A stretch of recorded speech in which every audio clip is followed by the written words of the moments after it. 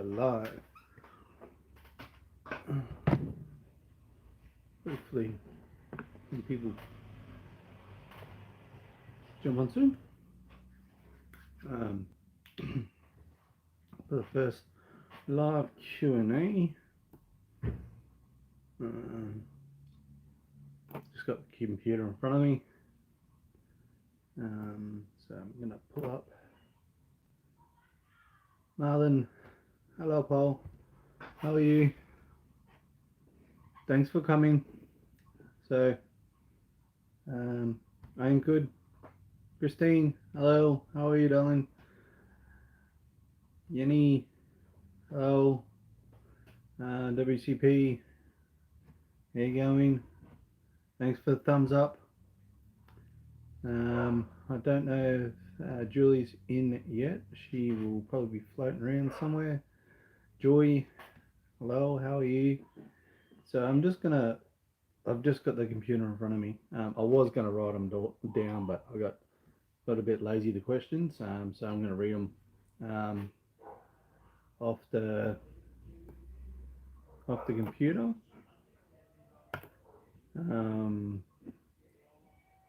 Got a lot of questions here, so hopefully everyone is happy to stick around for all the Q&As. I'll just give a little bit more time for a few more people to jump on. But then again, if they want to know the Q&A and all that, they can always, I upload them, I don't get rid of them, I make sure they stay on my page so people can go back and have a look at them. Got my too big for the Q&A, so I got something to drink.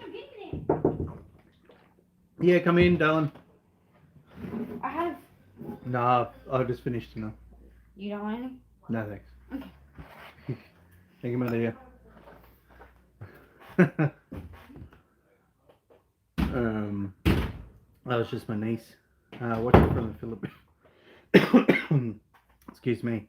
Watching from the Philippines. How I wish I was there, actually. Hello, guys. Just joining. Excuse me. So, Sam, hello. How are you? Good day for you. Yeah. A quick day, but we have to finish off. Michelle, hello. How are you? Today, as you can tell, I'm wearing whites. Most painters in Australia wear white, just a common thing. So I had a house to finish off today this morning, so we went and finished it off. Did a couple of last little bits. We painted the inside of the house and the outside of the house. Painted all the decks around the house. They had a big swimming pool, everything like that. So yeah, I had a pretty good day. Finished that pretty early, so I came home, got to relax a little bit, have a bit of a nap. With all the hard work that I get done, it's good to have a little nap every now and then. Hello guys, as you're joining, it's good to get quite a few on the live. I still don't know if I'm great, sir. I just finished attending. There's that online mass. Ah, very good. I know the Philippines are a very religious country. I'm not religious myself, but I respect everybody else's religion. So, yeah, a lot of people came up with some really good questions, and I'm going to run through them all. Some of them are very similar, but still, I'm going to answer every one of the questions that got answered. You can ask questions in the chat, but I may miss it because it's weird how the live works. Like, what's going on in the chat and the live, I think I lose it after it goes to my YouTube. It only comes up with the chat after the live has been. So if you have got a question tonight, send me a private message with the question to my messenger. And the next Q&A, we'll get quite a few because I want people to get to know me. So if you've got any questions that doesn't get answered, send them to my messenger and I'll answer them and I'll do another Q&A. So yeah. The first one that came up with a question was Shinley. I hope I said that right. She's one of the new subscribers and supporters, and I very much thank her for coming to the channel and to the Facebook page and everything like that. So her first question: are you already living in the Philippines? No, currently I'm not. I'm here in Australia, in on the Sunshine Coast in Queensland. Beautiful spot here. Do I wish I was in the Philippines? Yes. I don't care whether the COVID and the quarantine's going on. We actually just came out of a excuse me, just came out of a soft lockdown, a 3-day soft lockdown, because we had a COVID case in Brisbane and they travelled around a little bit. So they put us in a soft lockdown. Like, we could go to work, we could go to the shops for essential goods and stuff like that. It wasn't a hard lockdown, but we had to wear masks, which was a first for Queensland, really. We haven't really done too many must-wear masks. And that's due to people coming back to Australia that have been stuck overseas and the COVID, they got COVID and it got out. One of the workers that were looking after him got COVID and it got out. Plus, he broke the rules. So hopefully, he is punished for that, because it is very clear in Australia what the rules are. And if you break them, I believe that you should be disciplined for that. Because you thought you're better than everyone else and put everybody else at risk. You should cop the fines and stuff like that, and they're pretty high fines. It's nothing that I'd want to be messing around with. And her second question was, how long do you live here in the Philippines and where? So, because I'm not there, I would love to be able to live there. Hang on, what was that question?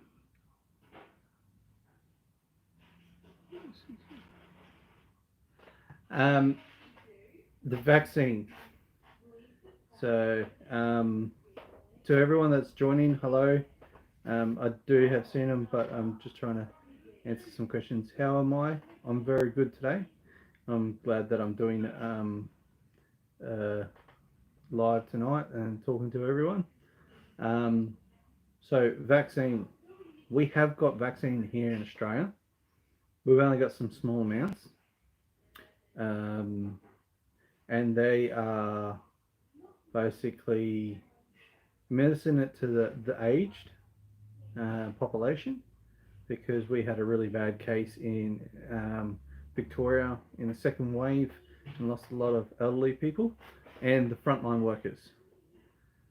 That's basically where they're sending the vaccine at the moment. We're not getting a lot in for vaccine, because from what I hear on the reports is our vaccines are coming from Europe, and Europe are blocking it from coming over, because I think there was a power struggle between Europe and Australia, and they said, you know what, we're going to keep the X amount of the vaccine here for our people, and so be it. So we did make agreements with how many we were supposed to get and stuff like that, but that's for the politicians to argue and think. I can't really say much about that, but we have got the vaccine, and unfortunately we still can't travel overseas yet.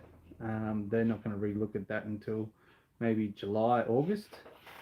Hi guys, everyone that's joining. I do see it, and I thank you all from coming on tonight. So thank you for sharing. Very nice of you. Ria, how are you doing? I hope you're well, and your family's well. I hope everyone's family's well, and I hope everyone's family is safe. So I can't travel over to the Philippines yet. It is what it is. And it's going to be very expensive to travel to the Philippines because time that I would want to spend there to what I think the government's going to do here it would be that I'll be out of work for a month or more because I reckon they'll enforce a 2 week quarantine when you get back at your own expense, which is a lot of money. Um, picture picture the giveaway that I did there last night, last month giveaway, that amount of money. Now times that about three. That's how much quarantine's costing in Australia at your own cost if you decide to come back into the country because they're not paying for it. They make you pay for the hotel and everything to keep you there. So it's just not worth it. So the second question, that was Shinley's question. Where would I? She also had the where would I live?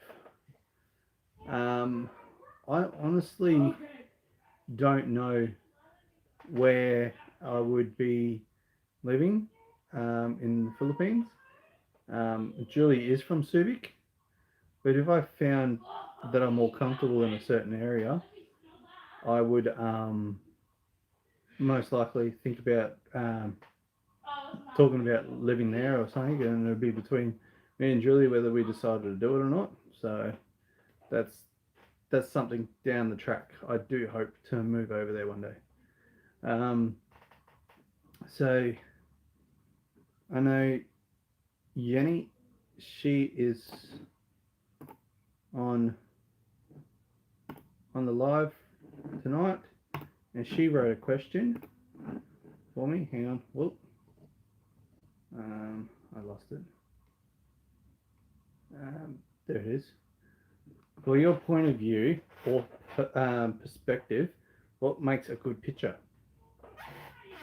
Now, that can be quite a hard question to ask for the sheer fact that it depends on what you're looking at. A flower. Instead of getting a whole bush of flower, maybe the best point of view would be that one flower, that one perfect flower. If say you had a group of flowers and there was one really good and two falling apart, you would focus on that really nice one. See if you can crop it out or look at a better angle just to get that one perfect looking flower. If you had a nice sunset or a sunrise scene, you might look for a nice foreground, nice midground, and a nice background, which would be the sunset, so to fill the story of the picture. But it just depends on what you're doing. When you do portrait photography, I have done some. I would like to do a bit more. Maybe when I get to the Philippines and some of the people that I meet over there, I can do family portraits and stuff like that for a bit of fun for the people that I see. There's different perspectives you can have with portrait photography. You can have just headshots, and with headshots you want to do it about shoulder height up. You might want to do a full body shot with a blurry background, the bokeh effect or bokeh effect, whatever some people want to say. Or the other good one is to cut them off at the knee or just above the knee and just use that as your line. So it depends. Okay, done. Thank you. And yeah, so it just depends on what photo you're trying to take to actually what the perspective is. Mishiru, how are you? How's Dumageddon doing? How's Neville doing? I hope you're well. I'll send you a photo I took. Okay. When it comes through, I'll have a look at it on the computer. Okay. Because I got my computer open, so send it through and I'll pull it up. Send it through my private one, Mashiru.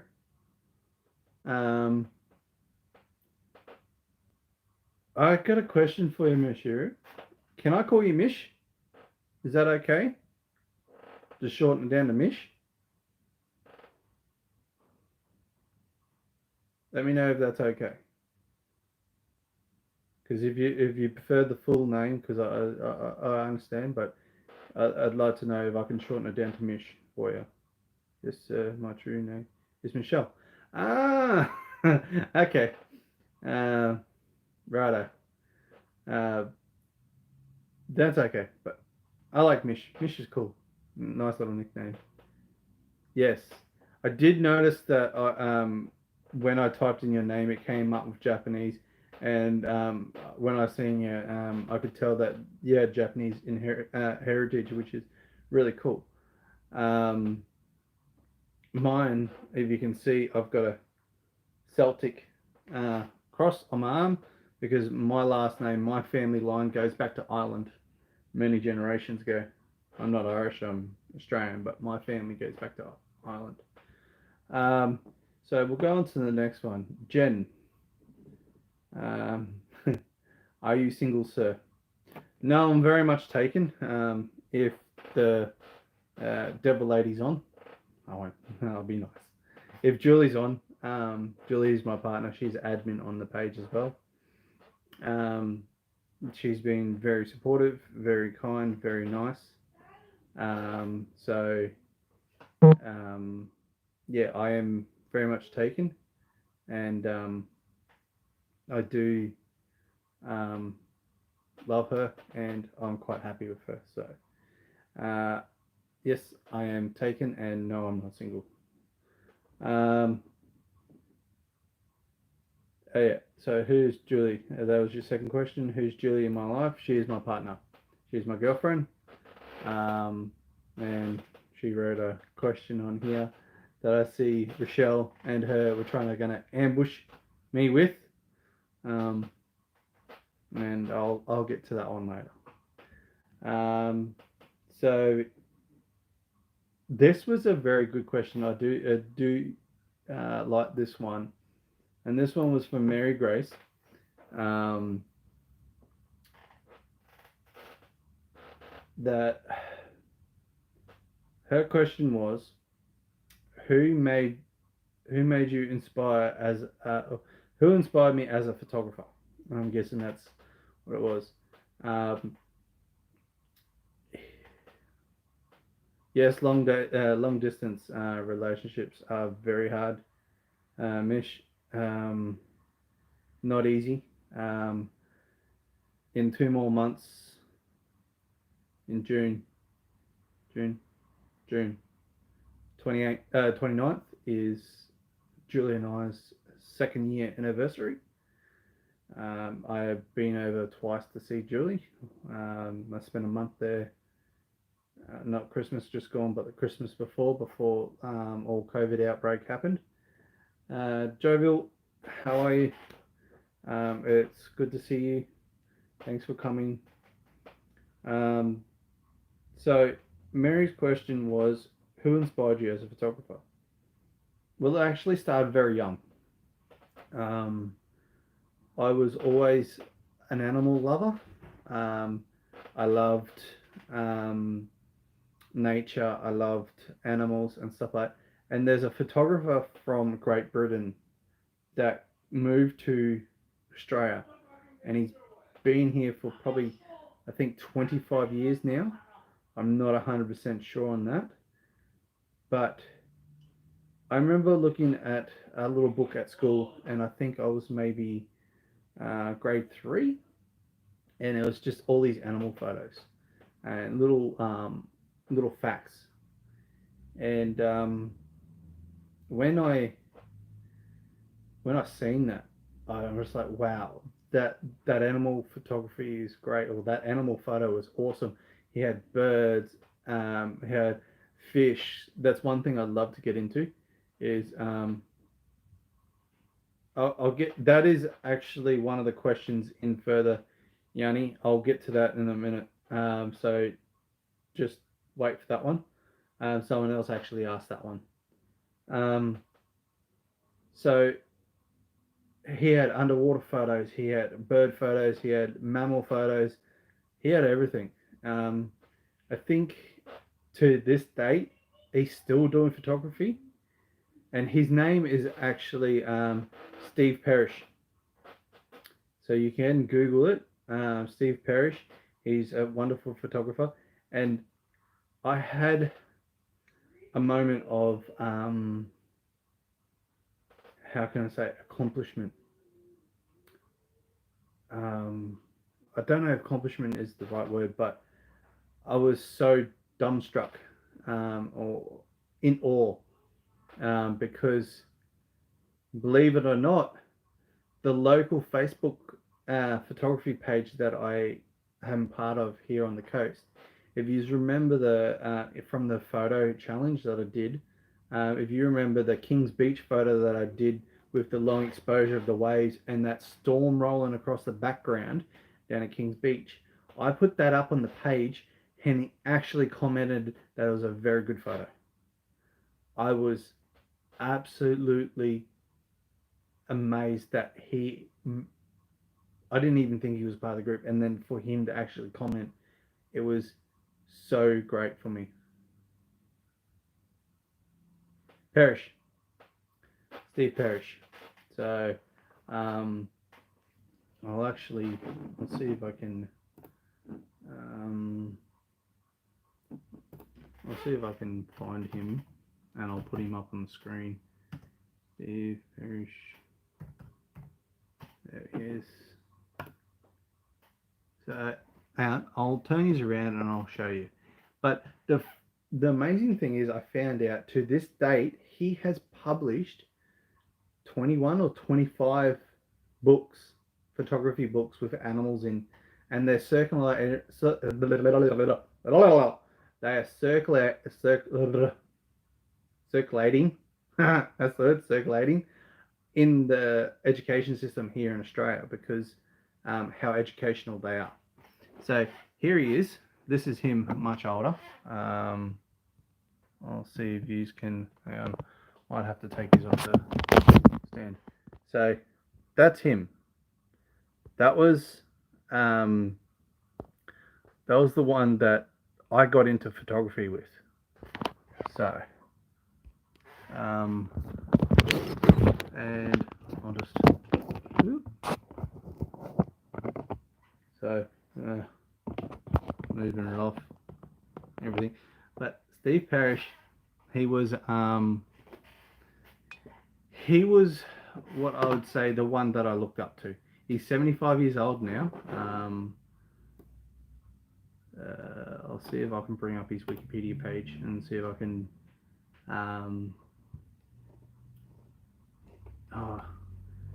I seen it on his Facebook page actually, because I actually checked his Facebook page to see if it was actually him. Because once I seen the name, I'm like, hang on, that rings a bell. And then I remembered who it was, and then I'm like, oh my god, I've got to check. And it was him, because the most I wouldn't say mentor, but he was one bloke that I looked up to because I've never met him, I've never talked to him, I've never reached out to him. So I wouldn't say he was the mentor, but he was the guy that I aspired to be or wanted to be because of how great his photography was. So I knew that I wanted to do it. But I can't see if I pulled up photos and they're not coming up. So it doesn't matter. But he was the one.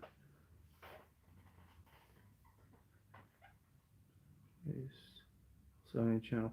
Okay, yeah, I will do some videos on basic photography. I did start doing some of that, and I've got to get back into it because I started doing that, and then I kind of got flustered with trying to get up the videos, and I've just got to slow down and listen to what everyone would like and that. Um, and I will do more videos talking about the photography and that. But I'm afraid that if I talk too much in my videos and they go for too long, people are going to get bored of it and they're not going to want to stay along.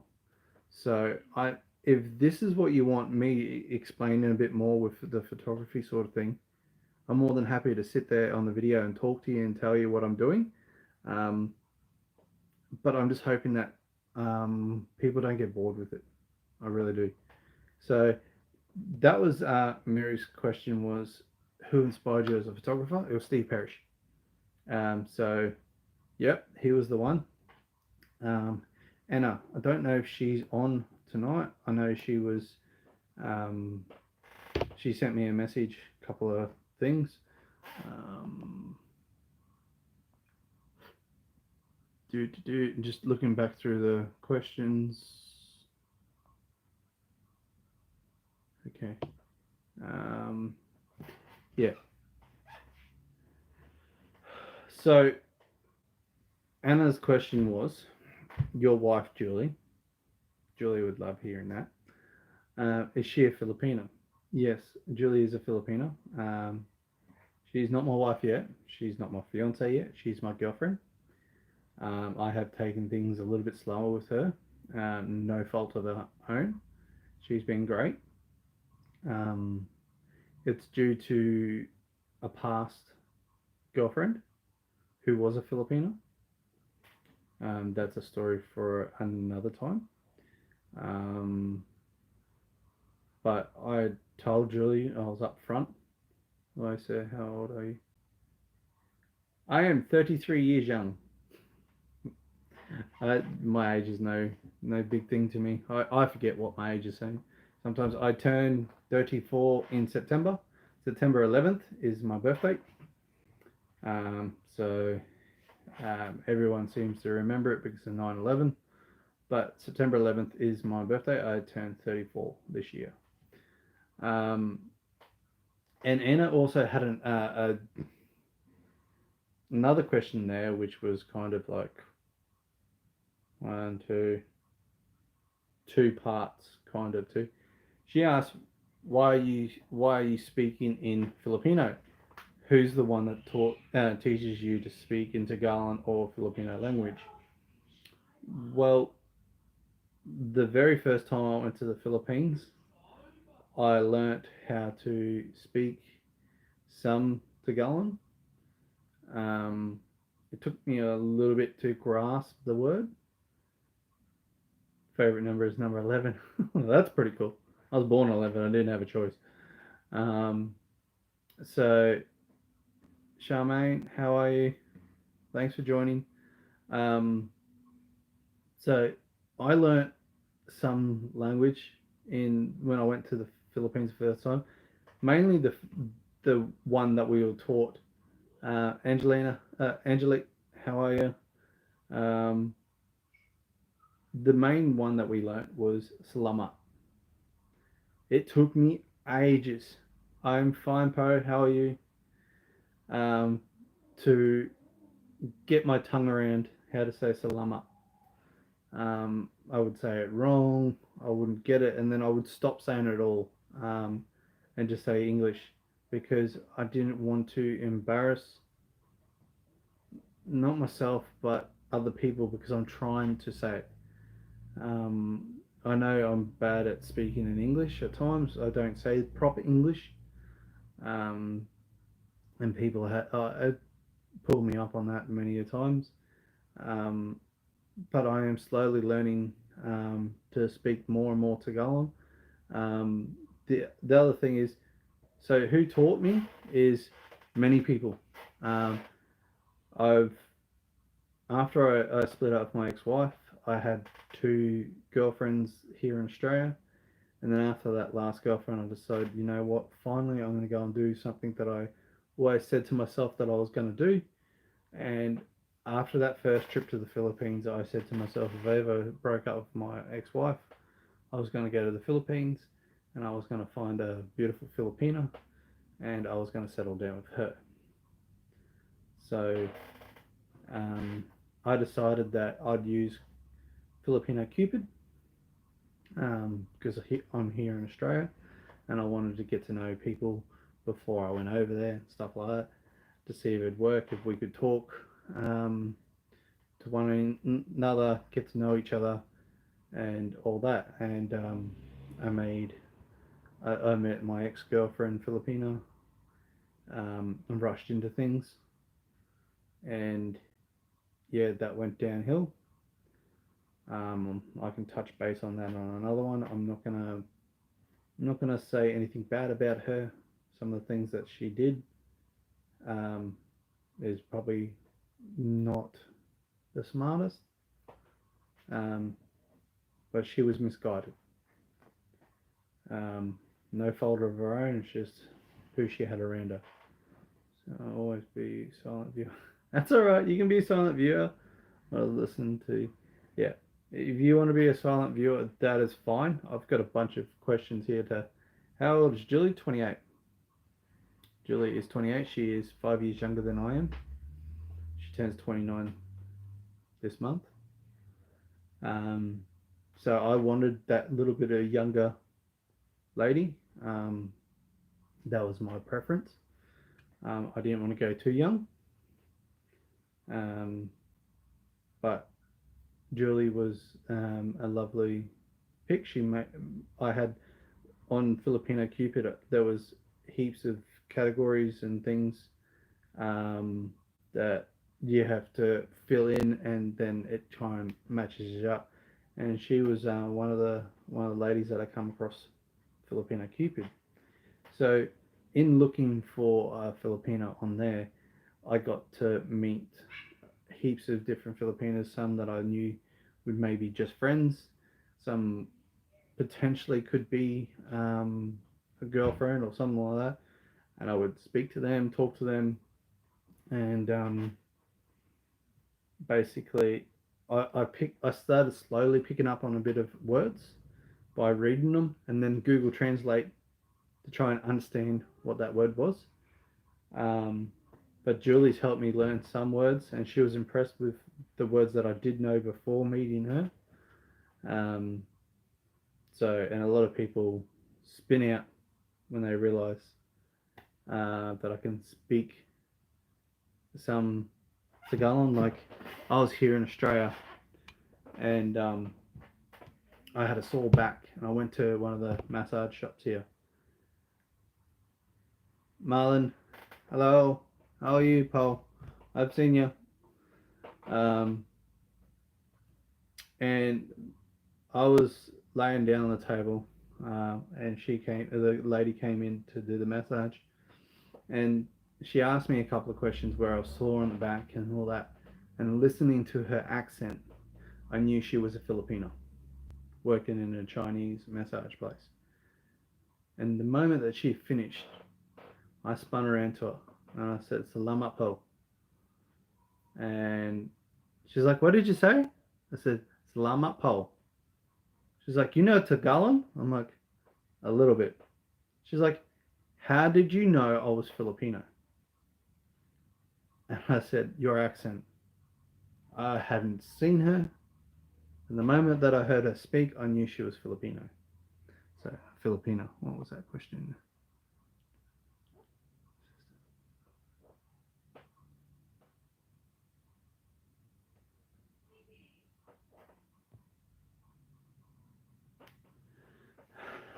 Um, so, I Filipino Cupid is a great place to meet people. Um, to that one, Yanni, I would say make sure that she's very clever on what she does and very smart on what she does, because there is a lot of creeps out there. By far, I'm not the most perfect person. I'm upfront on what I want and what I expect. And I told Julie this when I first got with her. But there's just some absolutely nasty, nasty men out there preying on girls. especially in the Asian countries, not just the Philippines, but in a lot of the Asian countries. Um, a lot of foreign men will look down on Asian people as if they're less. Not me. Very first time I was in the Philippines, I almost got in a punch up with and I'm not a violent man. I learned at a very young age to control my temper. But I witnessed a German man be so disrespectful to a Filipina in her own home that it rubbed me the wrong way, and I was willing to fight him in her defense and her honor because of what he was doing to me was wrong. It wasn't his place, it was hers. She was welcoming him onto her place, helping him out, and just the way he was treating her was a no-go for me. And the guy that I was with, he told me to, it's okay, we'll sort it out. And I'm like, no, it's not okay. He's German, he's looking down on you. That is not right. I don't care who he is. He was drunk, and I was willing to grab him by the scruff of the neck and drag him to the main road, and that was ages away, and tell him to stay away. But we left because they assured me that it was okay. So I'm like, okay, no problem. It's not my place. You know where I am. So make sure she's very careful. Okay.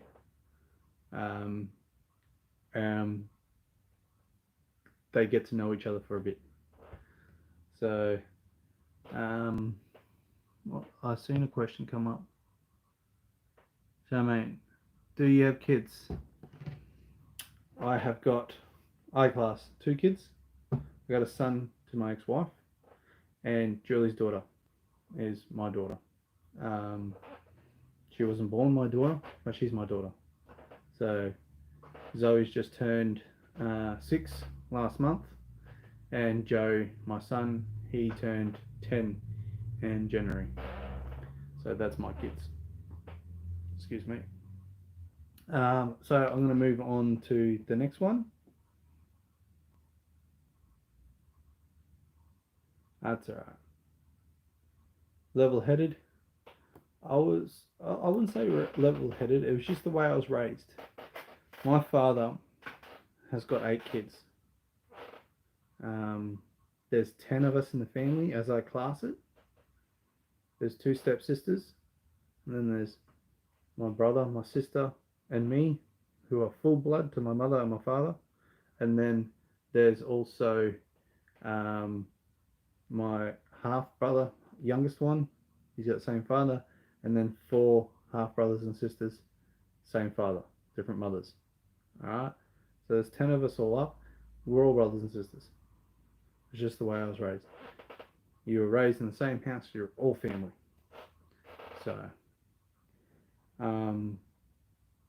So, Alan sent a message. Who made you visit the Philippines? Well, that was quite easy. I was with my and I just answered your question for. So I'll run over because Anne's just popped into the chat. I'll run quickly back over her question for her since she's now online. Your wife Julie, is she Filipina? Yes, she is. She's from Subic. Wife? No, she's my girlfriend. Maybe one day I'll make her my wife. Just don't tell her that. I still keep it as a secret from her. I keep telling her once we get old and grey. Why do you speak Filipino, and who was the one that taught you to speak Tagalog? I want to learn more so I can communicate a little bit better in the Philippines.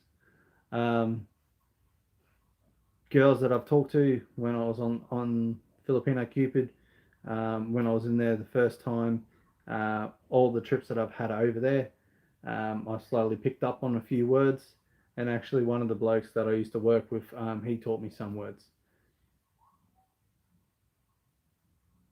When did you start vlogging here in YouTube? Oh, probably close to, I think almost 12 months ago, I think.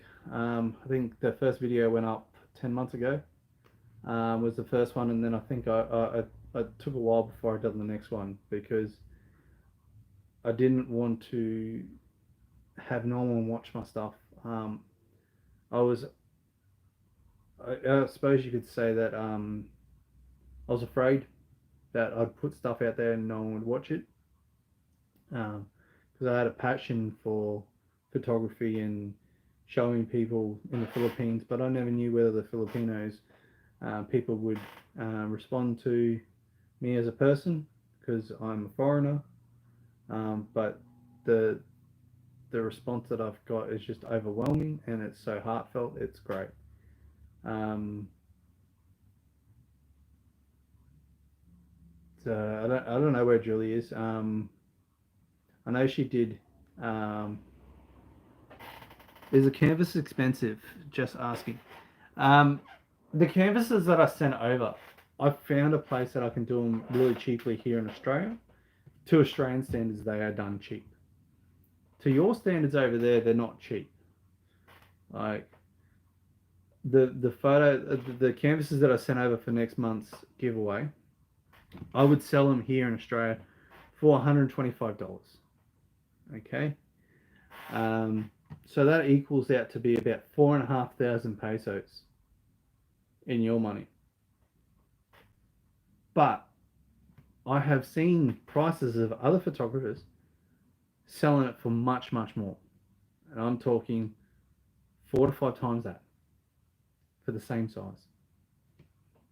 To me, if I can sell one and someone's willing to pay for it, no. You can leave at any time, Yanni. If you wish to watch it again, that's up to you. I've still got heaps more questions to go through, and people are giving me more and more questions on the live. So I'm going to answer. I'm going to stay on live as long as I can get through all these questions because there's a lot, and I'm going to try and answer some of to them. I actually haven't sold any canvases yet. I've gave canvases away. I've put the canvases up in my mate's restaurant. I've sent canvases for the giveaway. I've sent prints, acrylic prints and a metal print over to the Philippines as a giveaway. I've had people ask me for prints, and a couple of people, and all I've charged them was what it cost me to make it. I didn't sell it, so whatever the cost was to make it, I said you pay for that and you can have it. So in other words, I basically just gave it away. I didn't sell it because I didn't make any money off that print, unlike most of the other photographers. They'll want to sell that. So I don't know. Like some people may go, oh, your stuff is good enough to sell, but then I don't get anyone to buy them. I don't look for people to buy them. I'm enjoying doing it. I never got in it for the money. If my YouTube gets bigger and my Facebook gets bigger and I can make some money off that, I'm going to put money back into that so I can travel over there. I can meet people. I can do more giveaways. I can do different giveaways. I can buy photography gear if I need something. But all my YouTube and my Facebook is more so for going to there, doing more things for there, for the Philippines. I should say not there, for the Philippines. I just got so much passion for the Philippines. So back to Alan's question: who made you go to the Philippines? My ex-wife. Her best friend was Filipino. Well, he was half Filipino. His mum was from Dumaguete, and they had a property and they had a property and a house in Dumaguete, and they asked us if we would like to go over and visit the Philippines. And we're like, hell yeah, let's go. That was our first country we ever visited, left Australia. And the moment I was over there, I fell in love with the country. I remember when we were over there, they wanted to do all the touristy things, going to the resort, spending the day at the resort, buying food at the restaurants and stuff like that. I was happy. I met a friend when I was over there. He was 15 at the time. He is now 25, I think. No, he's about 27, I think. He would have been. He was a friend. I had to stop talking to him because of my ex. What's Julie's Facebook? I'll follow the page. I'll let her sort her Facebook out and stuff like that. That's not my place. That's up to her. When she comes on, I don't even know where she is. So she'll probably be a little bit disappointed that she wasn't here on the live. But I did know that she went out today for one of her friends' birthdays at one of the resorts. So she's out having a good time with her friends, and that's fine.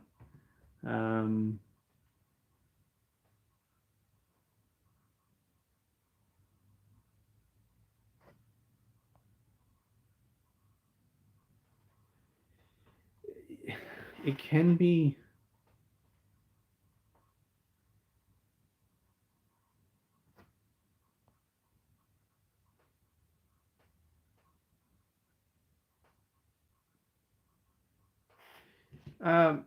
No, not really, Rochelle.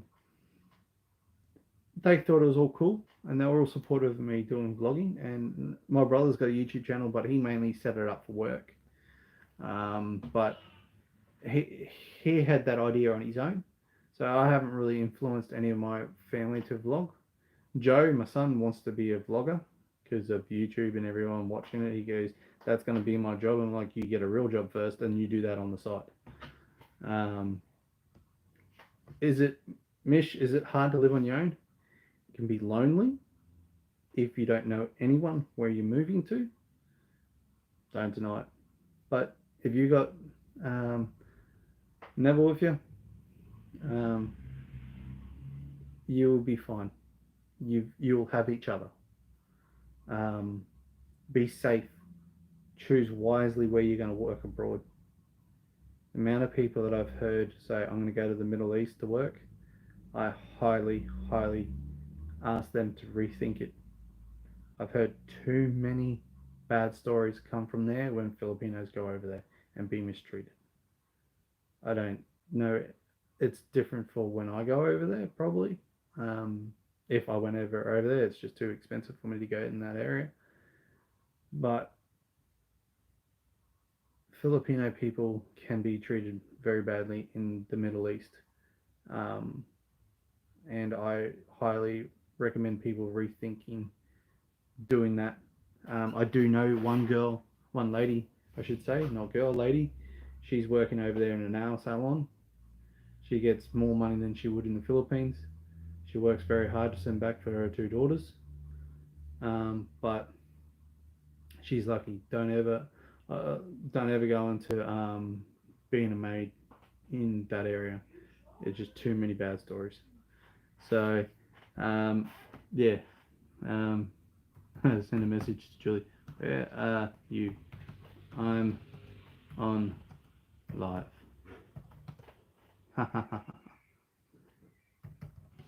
See if she responds, but she's probably on her way home, and that's okay. So, Mish, have you sent me that photo yet? No, I don't think you have, unless you sent it through to the other page, which I can't pull up yet. Inbox now.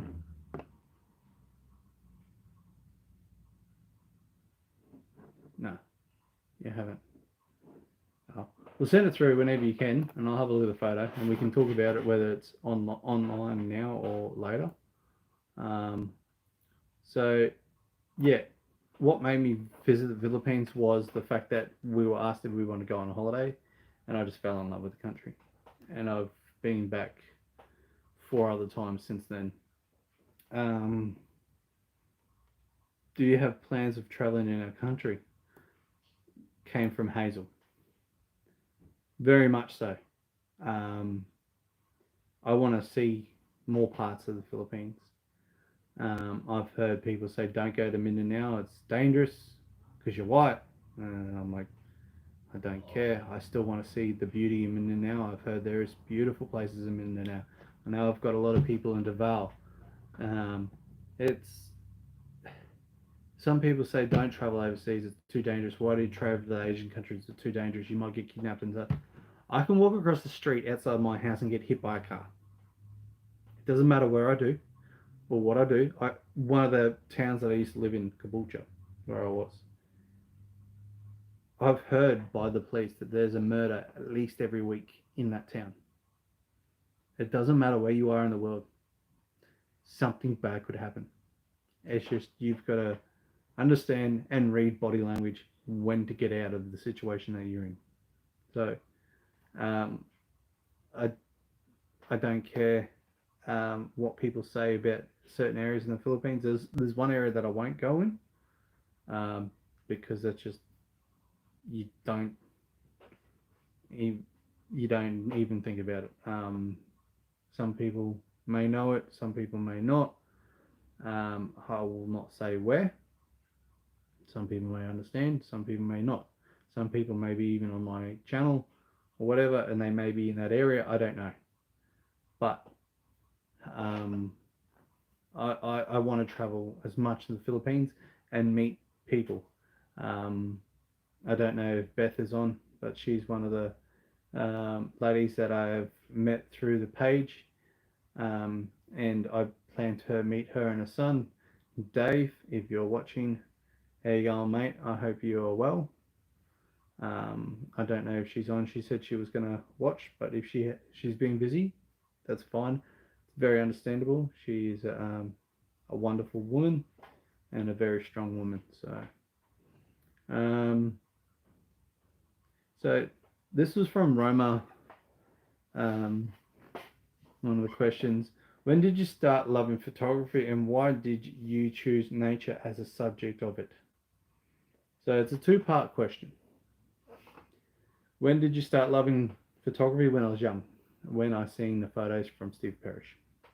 He was what I wanted to aspire to be, was a photographer and stuff like that, and take photos of nature and stuff. Nature, animals, whatever. Why did I choose nature as my subject? Well, it's simple.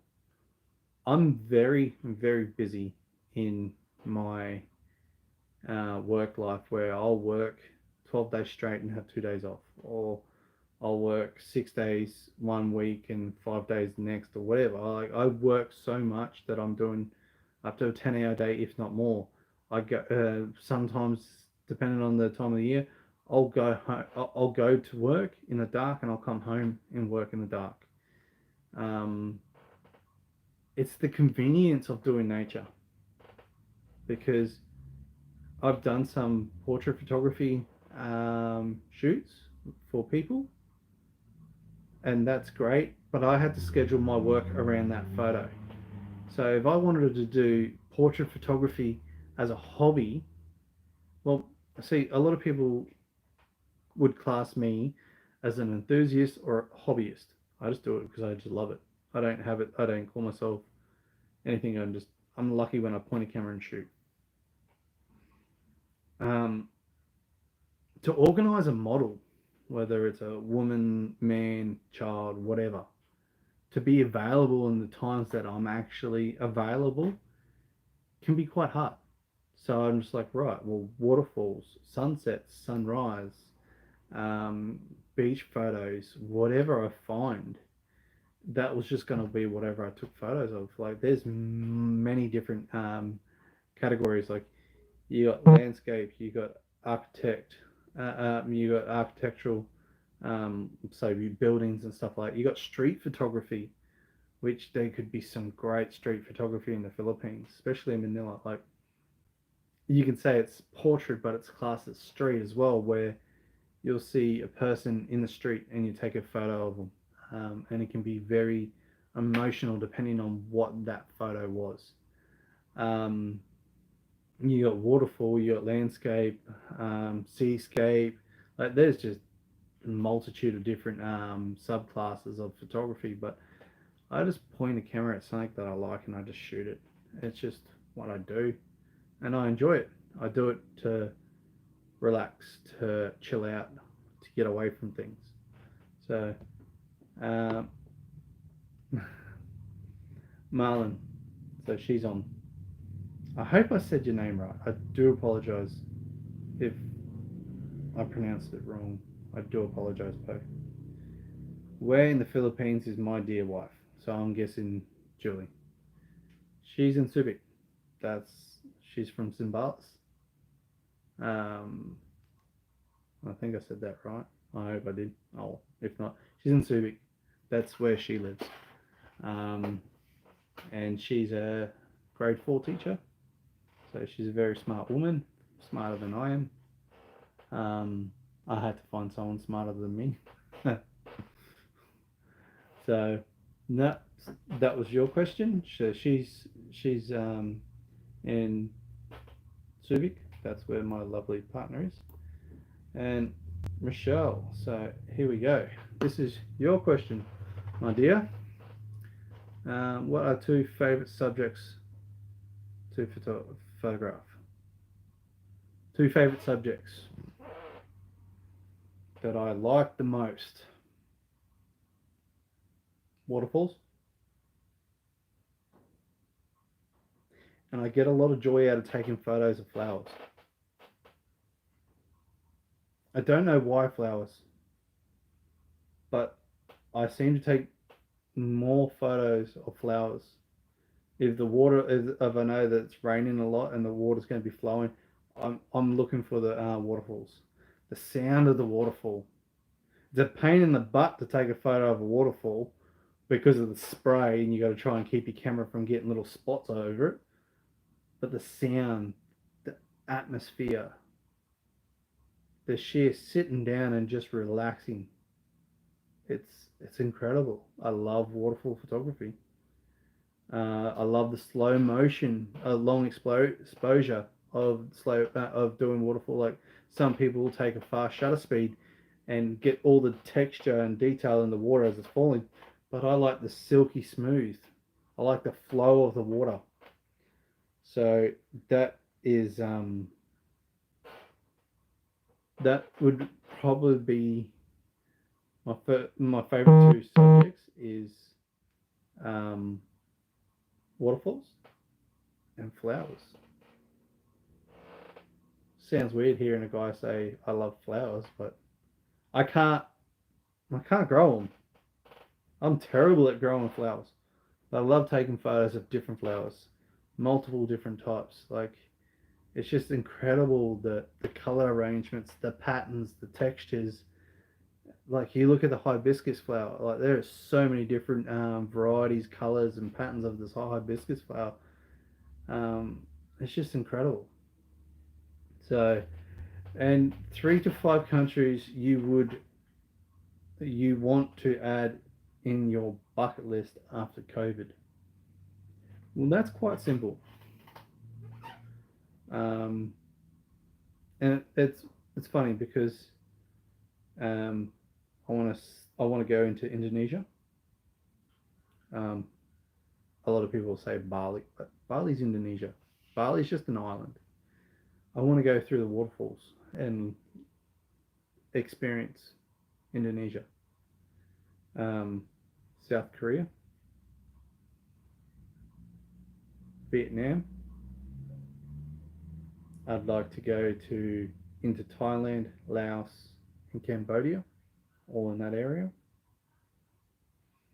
Um, but I'd like to go and see China, Japan. I'd like to go and visit most of the Asian countries through there. Just the landscape, the waterfalls, the people, the environment. It's just the way of life, seeing new things.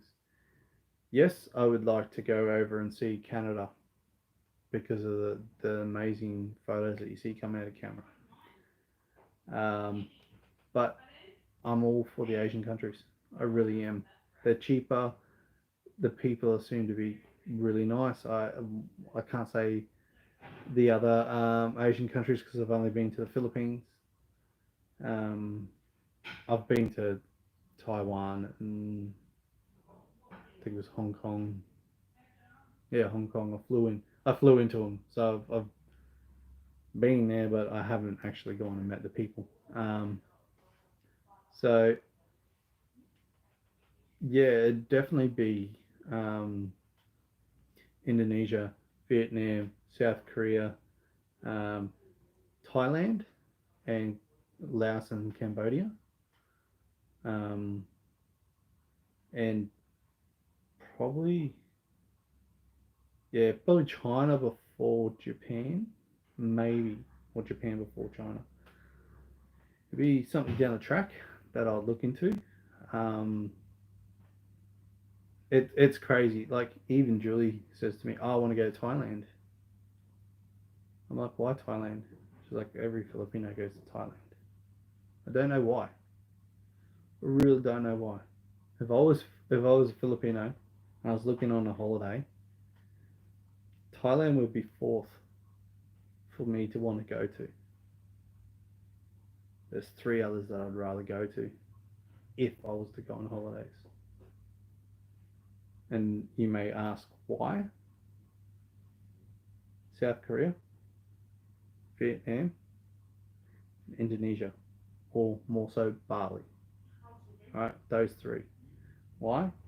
Your currency exchange is more worthwhile for you to go to those three countries than it is to go to Bali. You need more money of your money to get a decent amount of money there because the exchange rate is wrong. You'll get more money for your dollar in South Korea, Indonesia, and Vietnam. Just food for thought for everyone watching. But that'd be my preference if I was to travel overseas to um, different areas if I was a Filipino. For me, it's not so much of a drama. I get a good exchange rate if I travel. So I hope that answers your question, Michelle. Um, I've still got about 9 people online, which is good. Uh, and where is it? Um, here we go. We got a very big question here from Lee, Lenny. I do apologise if I bastardised that name. I do apologise. But she sent me a message with 8 questions, and I did say, um, well, is it easy to get in photography? That was one of the questions asked, and she has got, um, is it easy to become a photographer? So similar. So we'll go through question 1 for her. What is photography to you? To me, it's peace, it's quiet, it's escaping the rat race, it's quieting my mind down, focusing on the beauty in front of me. So whatever's going on in my life, I can just say, see you later. For the moment, I'm sitting down, I'm enjoying this beautiful scenery.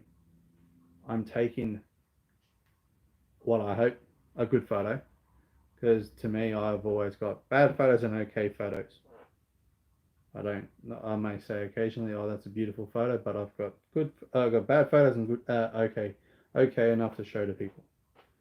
And everyone's like, no, they're fantastic. Well, that's up to you. Like, I get very picky with my photography at times when I look at my own work. I'm my own worst critic, which is the way I am. It's an escape. What is photography to you? It's an escape. Um, it's it's a very solo passion at times, because what you see, someone else will bring down. Another photographer will bring it down and go, why did you do it that way? Why did you? Because you can line up 10 different photographers on one area, and you'll probably get 8 different photos, because they all see it differently, and they'll always say, well, this is probably the better one of them. Me,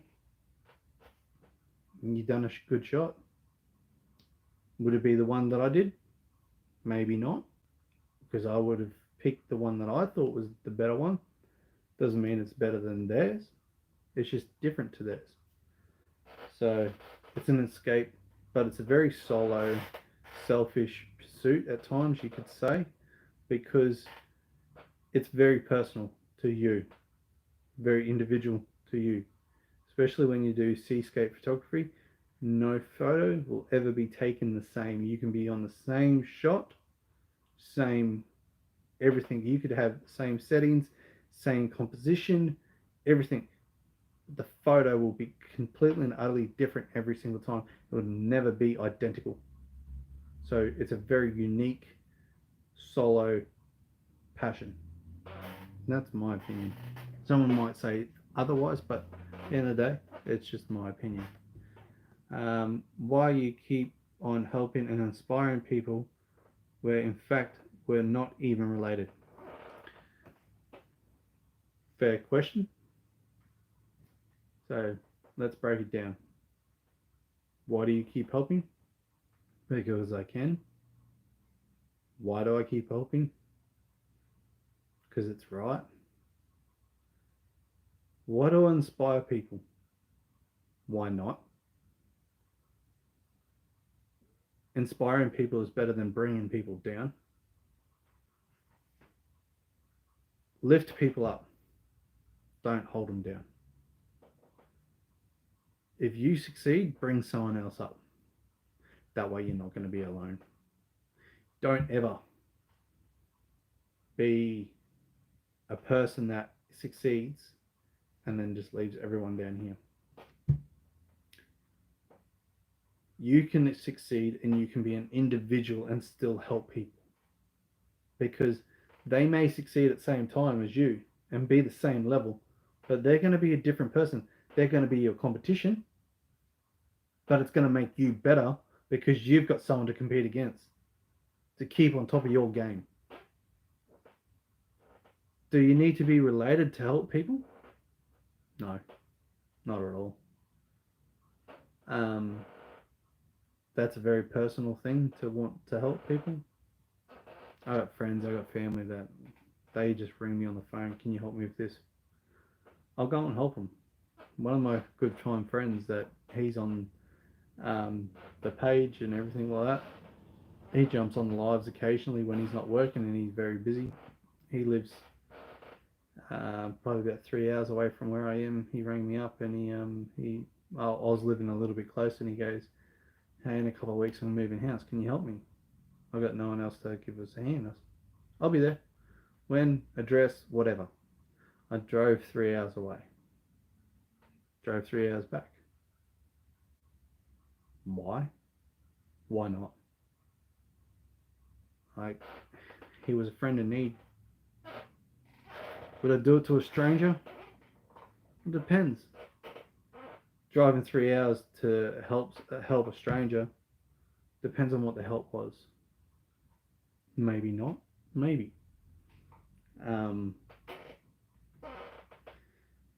It's a very personal question to seeing whether they're related or not. Like, at the end of the day, if you can help, why not? If it's not going to put you out, why not? If it's not going to send you broke, why not? Why do you inspire people? Because I want people to succeed, excel in whatever they want. Like photography. Most of you photographers nowadays will do workshops for money around the world. Not so much now because of the COVID, and they've lost a lot of business. But not too many of them are going to do photos with phones or if that's all the person's got, it's just a camera phone. They're not going to bother. But why not? You can't say that you can't take a good photo with a phone. You're limited to what you can do, yes, but you can still take amazing photos. You really can. That's where I started. Started taking photos with my phone. And one of my friends seen a sunset that I took up in Rambo Beach, and he's like, I want to get that on a print. He didn't know about it, and I sent it away for a canvas print, and he's got a big canvas print of it that I did up for him. And that was taken off my phone. Question 3. How was your life before? Well, I'm not 100% sure what you mean by before, but my life, I will never say it was bad. I'll never say it was good. I've had ups and downs. I've had learning curves. I've had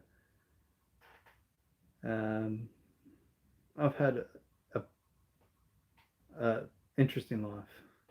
I grew up around family members passing away. I grew up working hard. I grew up having fun. Like, my life before, it's hard to understand the question. My life is my life, and I'm just trying to do the best I can. Is it easy to become a photographer? Yeah. How do you mean photographer? Taking photos of nice things? Easy. You've got a camera phone, you can take a photo of something nice. Are you limited to what you can do? Yes. Are you limited to the quality of the photo? Yes, it depends on what phone you can afford. And then if you can't afford a high megapixel camera phone, which a lot of people can't, instead of taking the big photo, focus on something a little bit smaller. I've seen some amazing photos. And then you can learn how to edit photos with a bad megapixel camera on a phone in a way that they still look nice.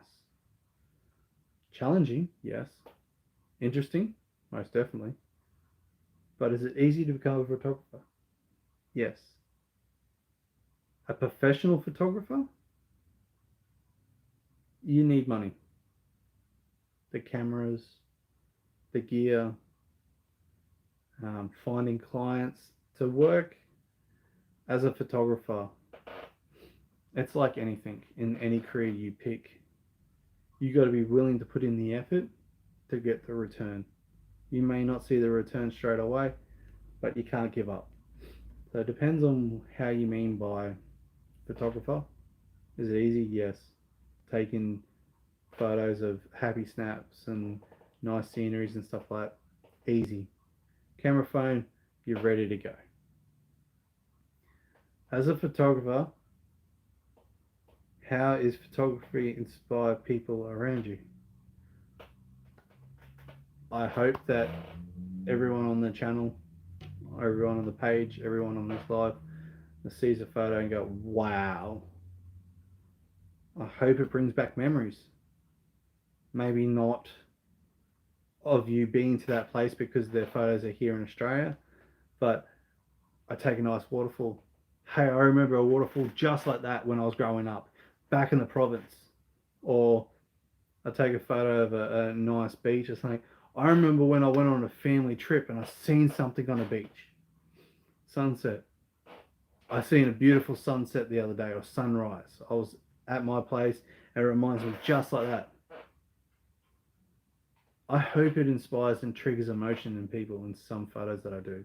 Some photos, like in the photo challenge I did of the trawler, and the way I edited it looked very antique, because I wanted to trigger emotion of the good old days. Not good old days, but the old days.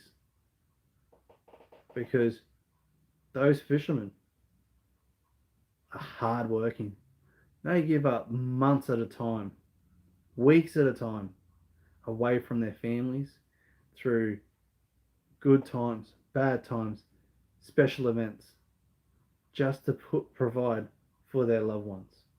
So that was what I was trying to portray with that photo and that edit, was reminding people of the struggle some go through. It's not a glamorous job, fishing, not at all. It's hard, and you smell real bad when you get home. But um, I hope I inspire people and I trigger emotions in some. Not bad emotions. I don't want to make people relive bad memories. I really don't want to do that. But just emotions, happy times, and stuff like that, or remembering holidays. Um, and her last question was, how did you learn photography? Did you learn it yourself or what? Yeah, everything I've learned, YouTube. Really, YouTube. I've had no one. I've never done a professional course, a weekend course. I actually looked into getting a diploma in photography and seeing what it cost. And when I seen the price of it, I'm just like, no, thank you. I can't justify it. Would I've learnt more? No. And yes, I would have learnt more quicker because it would have been in your face in a structured learning. But would I have learnt more overall? No, because it's all on internet. It would have taken me longer to achieve what they would have taught me. Yeah. But I learned everything off YouTube, watching videos. I still pick up different things.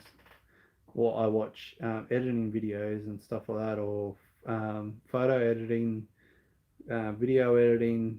I've got a few photographers that I enjoy watching on YouTube. And that's another question. Like, who inspired me as a photographer? Steve Parrish, when I was younger. Who inspired me to pick up a camera from going from my phone? That one was Brendan Vanson. He's a Canadian photographer. He is now currently living in Portugal. And he was a traveling photographer for the last 10 years or so. And he's like, if you want to do it, just do it. Don't let anything stop you. Travel photography is not easy because there's everyone wanting to do it because of the lifestyle. It's not easy to sell photos for companies and stuff like that because there's so much on the market. But he was the one that I started watching, and he's traveled to the Philippines. He's traveled so much around the world, it's not funny. He's seen a lot. He's been to a lot of places. And did he portray it as the wonderful job? No, he told it how it was. He told a story about when he first started. He was down in Brazil. I think it was Brazil, down in South America, somewhere there. And he was traveling around, and he had no money for a hotel, no nothing. So he literally slept on the beach, holding his camera gear, because he couldn't afford to stay anywhere. Now he's pretty fortunate with his job and how well he does, and he does really well for himself. But he remembers the days when he struggled. So, do I think my journey's going to be easy? Whatever I choose to do? No, it's not going to be easy. Without the support that I've got growing, you couldn't do it. Like, my dream was to always start up a channel, start up a Facebook page, start meeting people, getting them to bring more people in. And then I wanted to travel around the Philippines, and I want to start teaching people using the camera, their phones, doing photography and stuff like that. Different ideas, like look at different angles, take multiple shots different ways, different exposures and stuff like that. Some cameras can do different things. Don't just go for that ordinary, oh yeah, that's it. Maybe come down here or go down from the top. It just depends. Go from the side. Get uncomfortable to take a photo. I've been in so many uncomfortable positions. So, well, that's all the questions on the page or on that post tonight. If anyone's got a question, please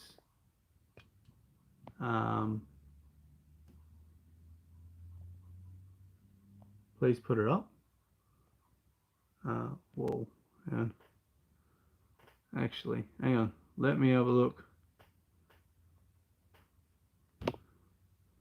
Sorry, I didn't realise. I was wondering why my chat wasn't scrolling. It's because I was right up the top.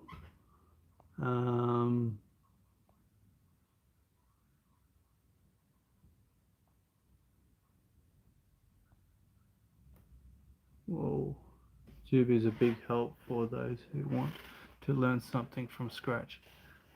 Yeah, it very much is. You can learn anything really.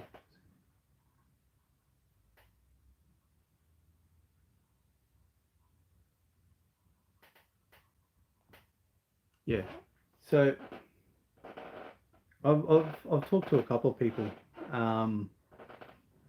about my giveaways and why I started them. Someone's asked. There's a couple of people have asked me that question.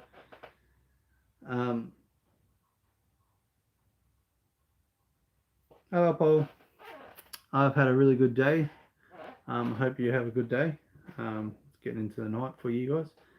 So, question I got when a couple of people still watching, beautiful. Now I can actually see my comments scrolling. Apparently I scrolled up and it just stopped. And I thought I was talking to myself, but I kept talking because I knew there was someone watching. But so a couple of people have asked me, why have you done giveaways? Simple answer is why not? They don't have to always be massive. Okay, the one that I just done was really big, but it's Easter. There's 2 times of the year that is a big deal for the Philippines: Christmas, Easter. Why? Religious days. Very religious country. I support your choice for religion. Hey Beth, just listening to every question and your interesting answers. Hello David.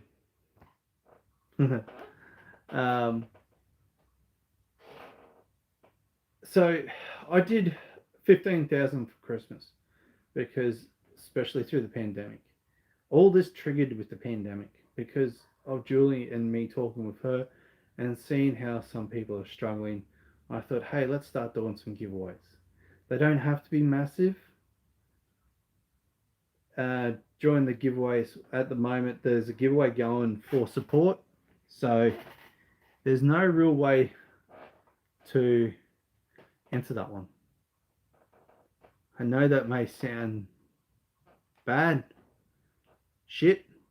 Sorry for cursing, saying, and most people may be disappointed with it, but it's my way of saying thank you to you for supporting. I will pick a winner or 2 winners, whoever it may be. I will pick them at the end of the month. I will do another live, chat to everyone, and then the next month is going to be a canvas giveaway. So that's because all these giveaways, I use a random name generator. There's so many people that always join, and I always say, okay, yeah, fair enough, there's a heap of people that join, but you got more chances of winning one of those giveaways than you actually have winning the lotto. So all good.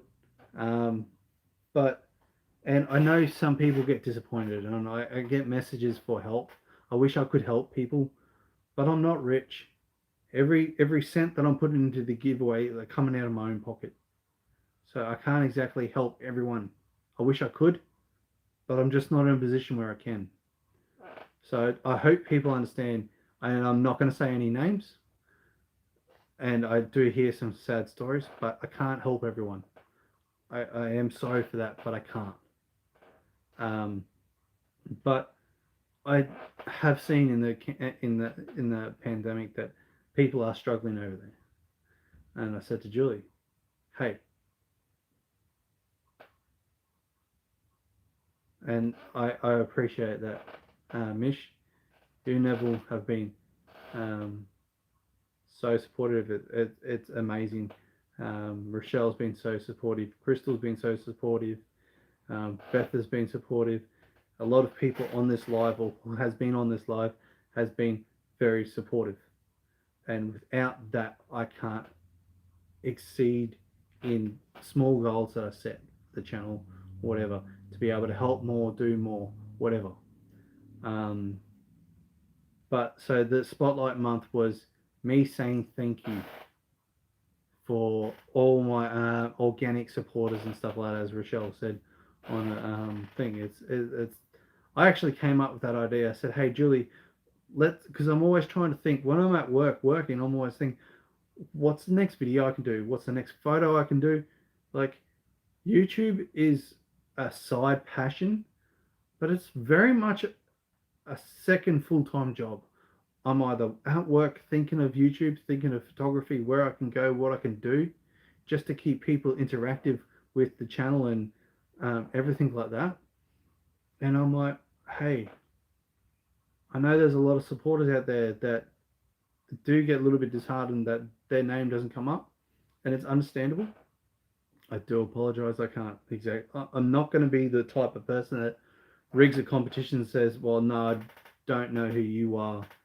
You haven't really supported me. So that's why every competition that I've done has been done live for the drawing, whether it was on Facebook, which now I've gone to YouTube because now I can do my lives on YouTube.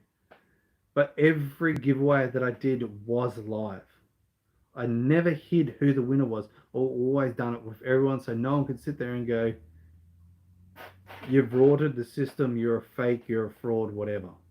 I had one person say that I was a fraud, and it upset me because I didn't have to do these giveaways. And for them to go and say that, and at the end of the day, he did that to get attention from women, and he told me that it was a joke. I was trying to get attention from women. I'm like, dude, don't do it on my channel, on my page. I don't have patience for your immaturity. So I banned him from the channel and the page and everything like that, and all that. When I started doing the giveaways, I just like, hey Julie, let's do something. I told her what I had in mind, and she was all for helping me do it and to achieve it. Because without her help over there, it'd be harder for me to do these giveaways.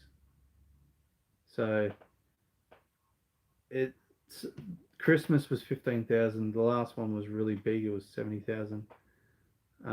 But most of the time it's maybe 6,000 or 10,000 or 8,000 or 5,000. Whatever I can afford is what I put up. Like, everything's coming out of my own pocket.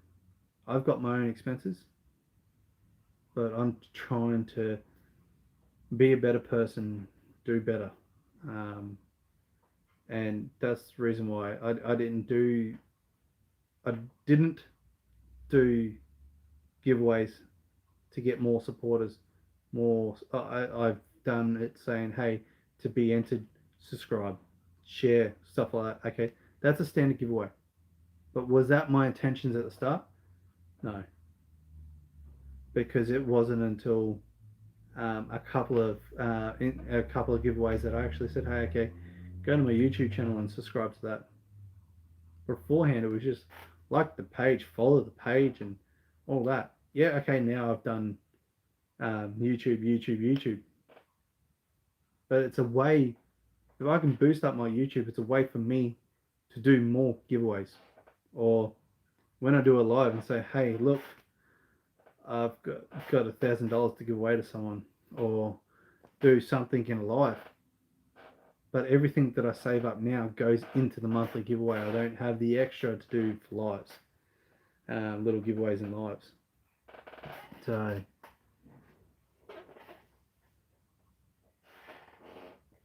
yeah.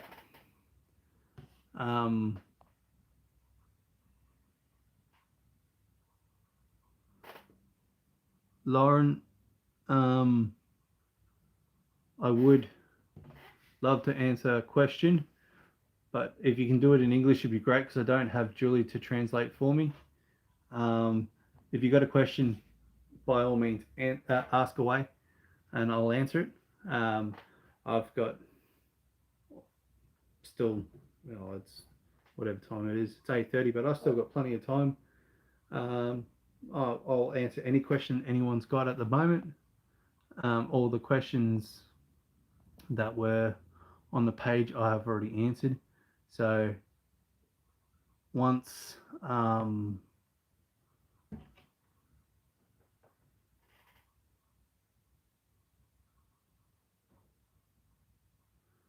she's asking if you started with the Q&A. Started with the Q&A. This is my first one of doing a Q&A.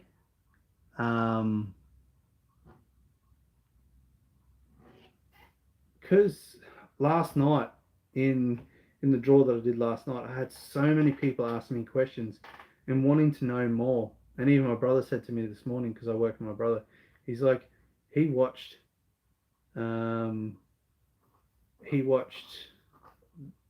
the live, and he goes, everyone wanted to know more about you, so why don't you do a Q&A? I said, okay, so I'll put up, throw out a question and I'll answer it. And I got quite a fair few questions, and I'm hoping that I can do more of these. I love getting on the live and chatting with you. Like, I live with my sister. I live in the garage after my stepmom passed away last year. I was living underneath the house of their place, and my dad passed away 2 years ago. After they passed away, I had nowhere to go. I don't own my own place. I don't rent my own place. I thought, well, where am I going to go? And where I am is in the garage of her place. She was generous enough to say, hey, look, I've got a space. You can stay here. So if I'm not editing photos, if I'm not editing a video, I'm not chatting to you guys on Facebook or playing a game on the computer. I do like games. Some people may find that weird. The favorite game on the computer that I like playing is Diablo 3. I do play ML occasionally on my phone. And it was always fun when I was in the Philippines seeing Julie last year at Christmas time. I'll be sitting out in the morning playing some ML, and then the local kids walking past, and you'd always hear the kids. You do a move, and next minute you hear, "Finish him!" as they're walking past. Well, they just know all the sayings. So yeah, tonight was a Q&A. If anyone wanted to jump on and ask questions, we've been on live for quite a while tonight, so it's really good. Hello, Paul. I enjoy all these questions. Unfortunately, Julie hasn't replied to my message. I don't know where she is, which is fine. She's her own woman, and I know she was having a day out at a resort, I don't know where, for one of her friends' birthdays. Cindy, always watching. Thank you very much, Po.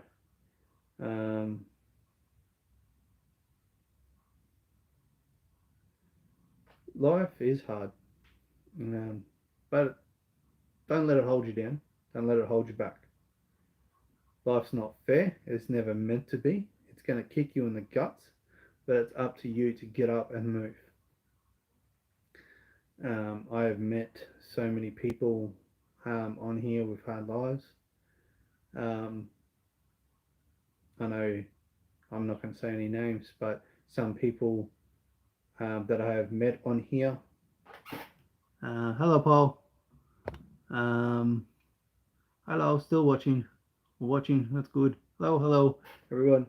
Um, I've met some people on here, some that are very close to things that I have experienced myself, and I know their pain. I know how hard their life has been because I have either witnessed it, been part of it, or experienced it in my own. Um, that helps draw us closer. Um, makes me see them as family. To get to know them, and then you get all your randoms that you meet along the way that become good friends. You can have good conversations with. You enjoy their comments when you see them. It's amazing who you come across, who you meet. Um, Christine, you've been fantastic. I've seen you and you've chatted a lot on the channel, and on the you're always supporting on the lives. Um, I'd be happy to meet you and your family when I come over. It may take me a while because there's so many people to meet to get around to meet everyone. Because when I come over, I got to say, hey, okay, um, I'm gonna spend 3 days in your area, and then spend my time with Julie because the main thing I do is coming over to see Julie and spending time with her. And it takes me a while to save up and come see her. But I also want to see the people that support me, get to know them, because at the end of the day, you should, like, if they're your fans, they're your supporters, they're your people that come every day to your life and say, hey, good morning, how are you, and stuff like that. You should go and meet them. You should meet their family. You should see where they live. I've been in places where people said, to me, oh, sorry, my house is um, not that good or whatever. I don't care. I'd be happy to live in a cardboard box.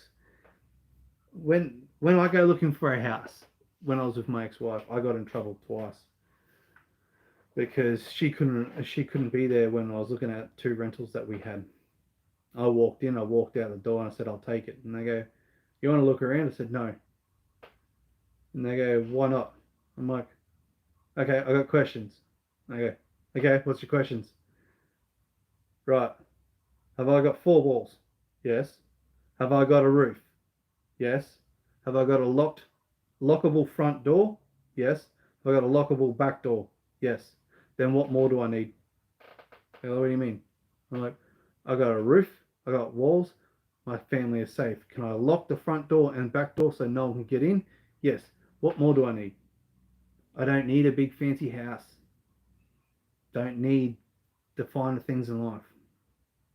So when I go to the Philippines and people, because I'm a foreigner and I'm going to see them, they get embarrassed because where they live. I don't care where you live. That is your home. That is your place. That is your house. You're proud of that and never be ashamed of it. Whether you can afford the best or not, it doesn't matter. That is your place. That is your home. Okay? Maybe you can visit Dumaguete. Oh, I wish to come and visit Dumaguete once again, Mish. That was the very first place that I seen in the Philippines, and I want to go back there. So,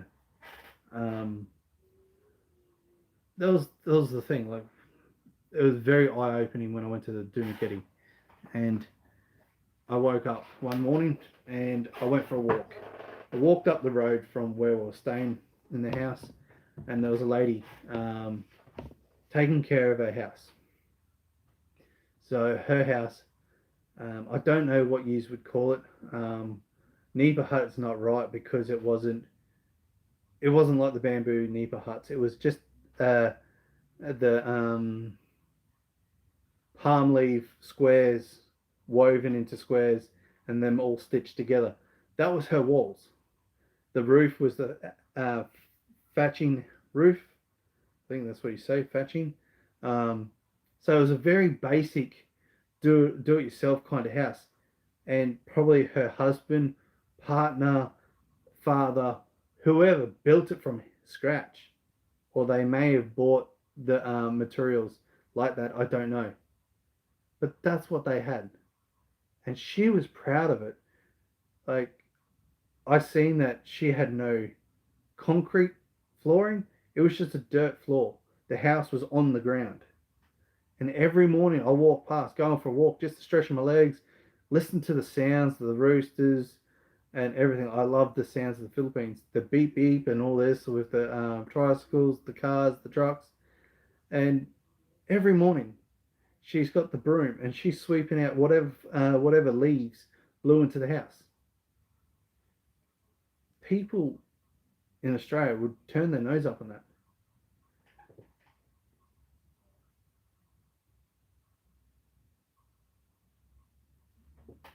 Tagata, I'd love to actually go and see there. I've seen some really good videos and photos there. So that would be one place that I would very much like to go and see. And Rochelle, if you're down that way, I'll definitely be hitting you up and say, hey, look, we're in the area. Let's do a meetup. Go to the beach, go for dinner, lunch, whatever.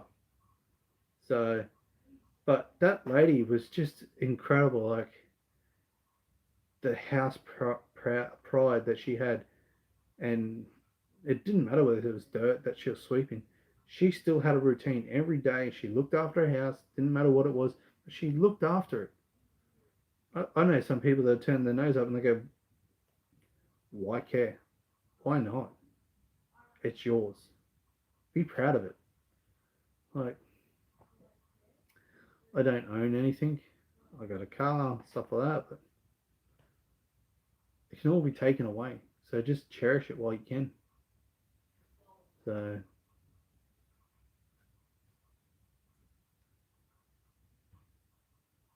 yeah, it's amazing. Like, um, I watched a bunch of kids when I was in the Philippines, and they had just an old bicycle rim, no tire, no rolling around, having a ball.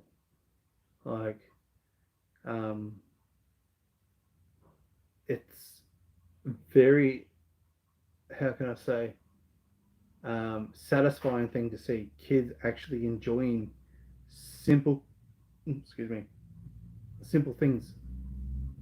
Just because they don't have a TV, they don't have an iPad, they don't have a tablet, they don't have a phone, whatever, they were still enjoying and having a great time.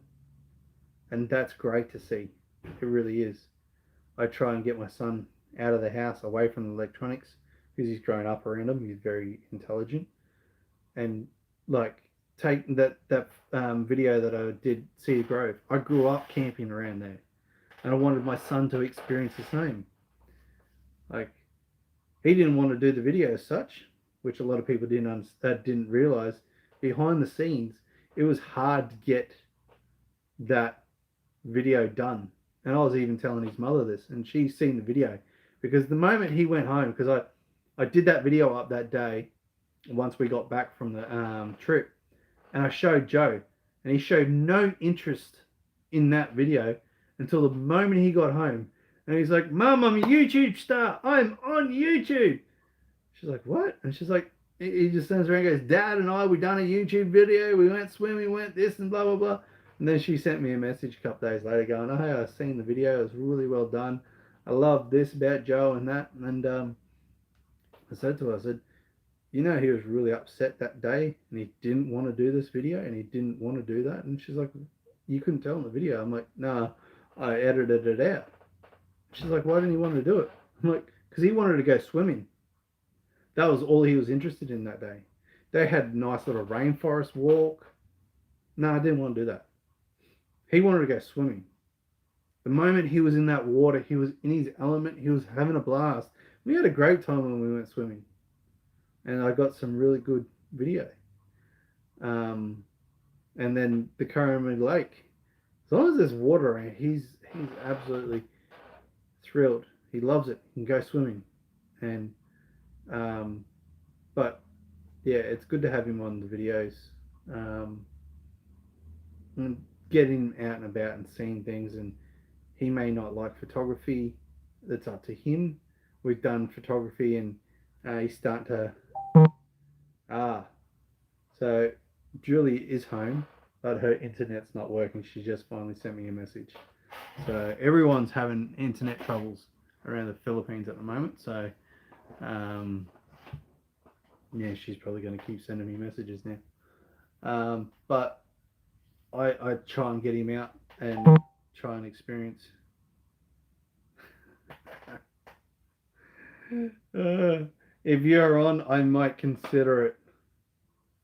I don't know if she's on. She wants me to answer her question. So I think if she gets on, she's going to ambush me with her question. But yeah, I enjoy simple things in life, and I've experienced bits and pieces while in the Philippines. Yeah, he's comfortable, but that's the thing. I don't know what she wrote. Um,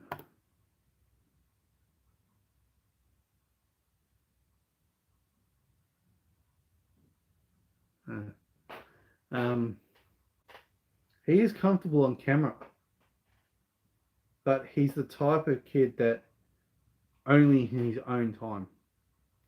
If he doesn't want to do something, he doesn't want to do it. So it's all in his own flow, and I try and work around that. So he loves it on camera when he's doing swimming. And he's around the water.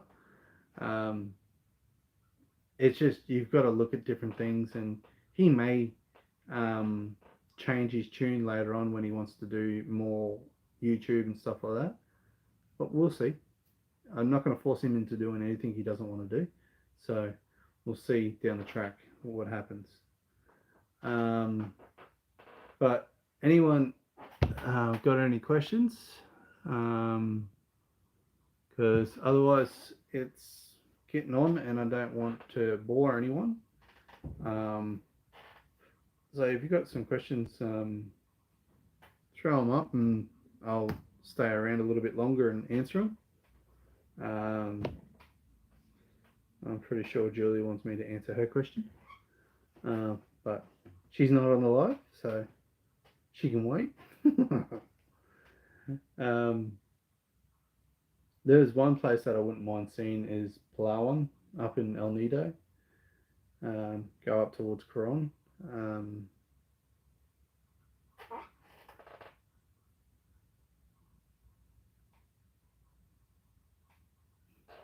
I'm glad you're on, Beth. I hope Dave's watching and he's enjoying too.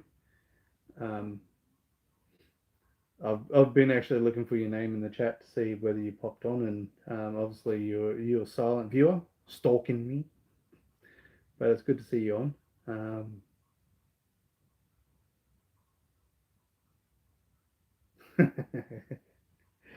I think she's still actually out at the resort, and I think they're starting to head back.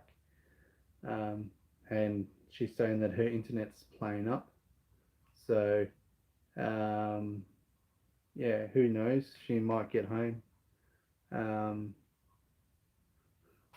Of course, you know the question, Mish.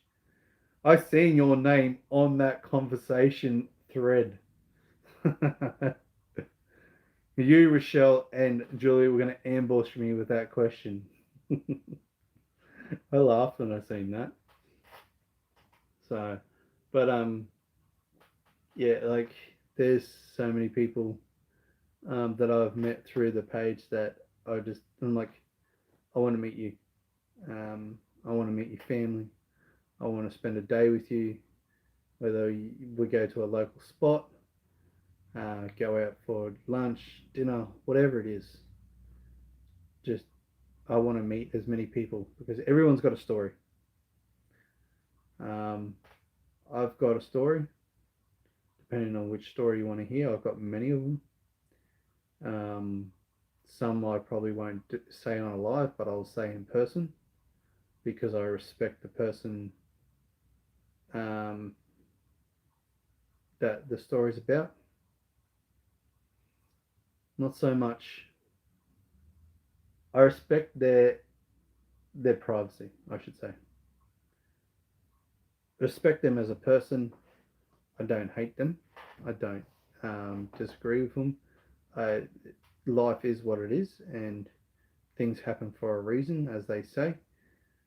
But I'm not going to come on here on a live where the rest of the world can get hold of it, and I'm not going to bash them out on social media.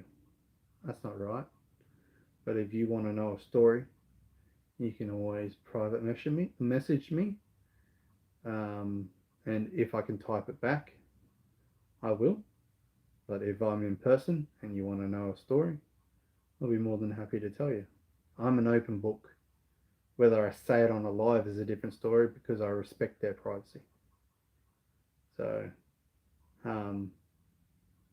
at the end of the day, the world that we're in, you've got to be respectful of others, and you can't just go out and say, this person did this and that, and then try and destroy their life. That's not right. That's not your right to do it. I've had people try and do it to me.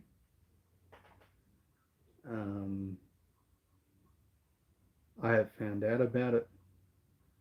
I shut one of my Facebooks down about it. I started Facebook up again. I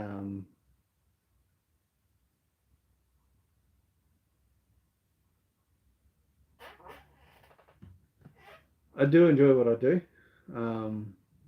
the photography and the videos. I'm starting to really enjoy the videos and liking the lives because I can interact. Well, the lives are great because I can interact. I can talk to you, and then I may not be able to talk to you face to face, but I can see a message come up or a question come up, and then I can answer it. So I really like that. Julie has been on my back about streaming off the computer, but I need some more gear that I've got to wait until I get paid so I can buy it, so I can set up stream reconnecting. Okay, I'm back live. So apparently I had internet connection problem just then. And like I said to her, the moment that I can set up on the computer and I can learn how to do lives off the computer because I'm using my mobile phone, that's why I'm doing lives, is because I can do it off my mobile phone. Otherwise I would have to do my lives off Facebook because the camera on my laptop is really bad. But eventually I want to be able to, as Rochelle knows, StreamYard, but the software that I will use is Streamlabs, to the software to stream to YouTube, because I want to be able to do, waiting for service, okay, going live, still going, upball. So what I want to do with my live is a live a week dedicated to editing in a photo. And for me to achieve that, I'm not very tech savvy, and I've looked into what I need to do. Of YouTube, like you said, like we talked about, you can learn how to do anything on YouTube. Okay, that's where I came up with software Streamlabs, because I can live stream to YouTube through my phone, and the conversations come up on site, so I can actually read the comments. But if I was to do editing on my computer to you guys, I would not be able to see it, because using Streamlabs, if I don't have a second screen hooked up, I can't see the comments, because I can only capture the screen and use the screen in my editing software. So with the Streamlabs, I can have it set up where you can see what I'm doing, and you'll see my little photo down in my little me down in the corner, so you can see me talking. But then your questions will come up on the side, and to get all that in one thing, I need a second screen. So when I get paid, I will get a second screen. I've already gone out and I've bought a fancy microphone, so the audio is good, and I want to be able to edit photos. Julie says, "Wait for me." Hurry up. um, so I want to be able to do photos, edit them, send them back to you guys, talk to you about if I see a photo, okay, well, if I crop in here, it would have been a better photo. So by editing the photos, you can understand a little bit more with the whole. Still more questions coming. Yeah, occasionally, yes. Julie's talking to me on the thing. She's trying to rush home so she can get onto live. But no.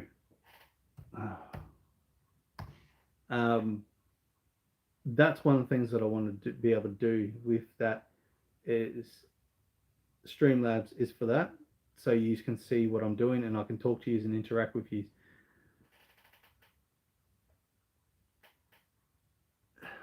You don't need to be good at taking photos, Mish.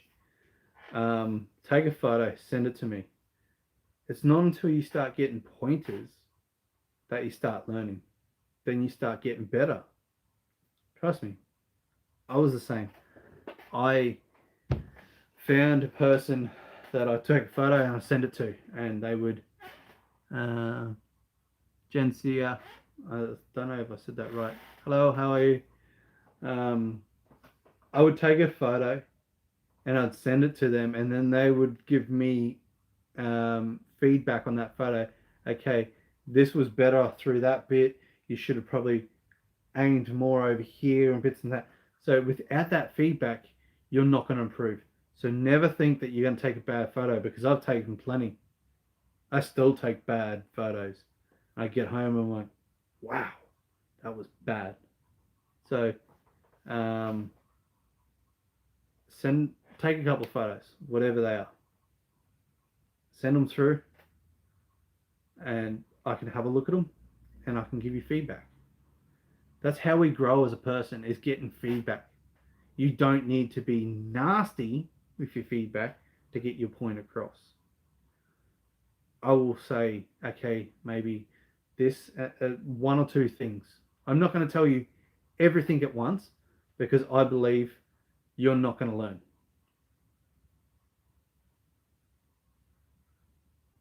Yeah, I want it to be interactive, Rochelle, because it keeps people more engaged to get to know you, me, everyone. So, like, take a photo, send it to me, and I'll go, okay, I'm not going to point out everything bad in that photo. Okay, I'll say, right, maybe two pointers. All right, focus on these. When you can get those down packed, then move on to the next couple of things, until you get to a point where you're like, you start to understand what way you're getting directed. But the thing is, you also get, okay, I like this in that photo. You don't always have to be negative in everything you say and critique people's stuff. You can go, right, well, I like this about it, but I would probably not, it's wrong, I would probably do it this way. I would have tried this, or watch out for that. Not, you've stuffed it up, you've done something wrong. Why would you do that? No, that's not the right way going about teaching someone.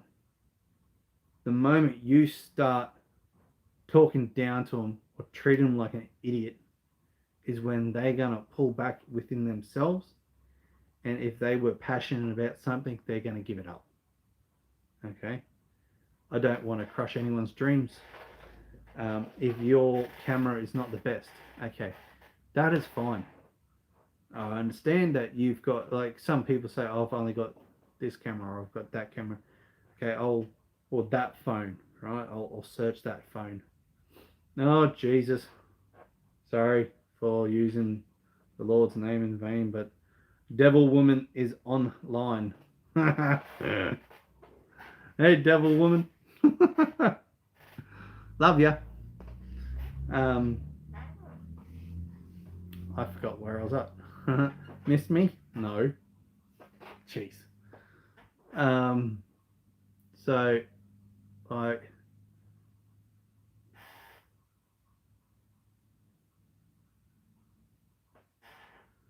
I try. I'm not perfect.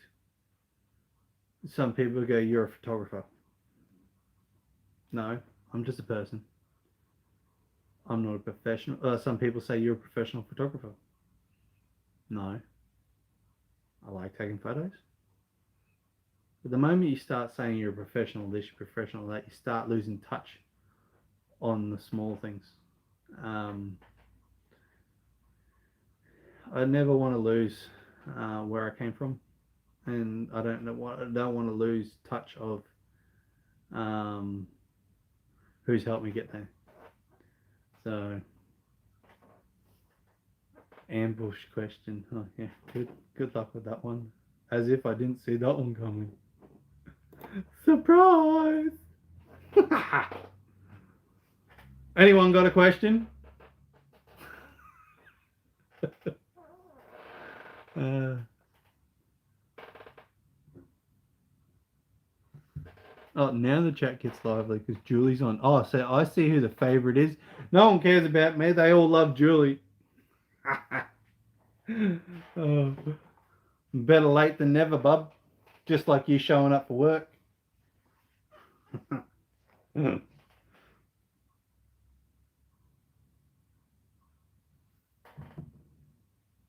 Julie goes swimming. She doesn't know how to swim. I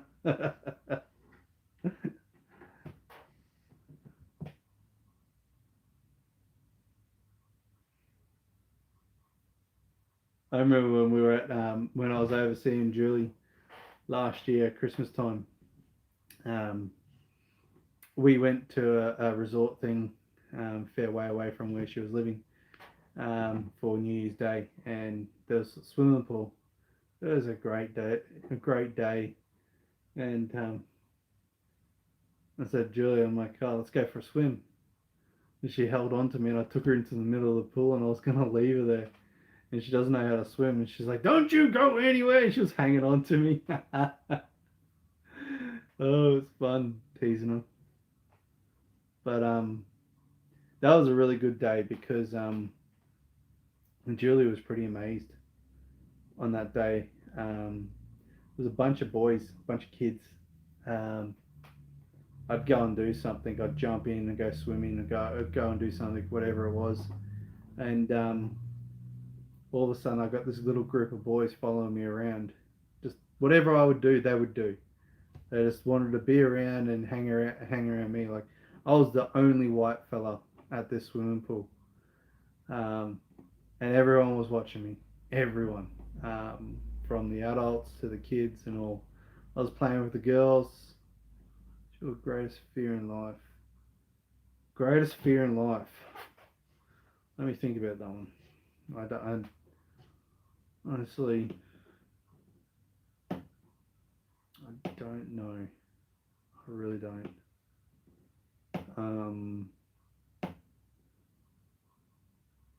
That's a hard thing. I've never really thought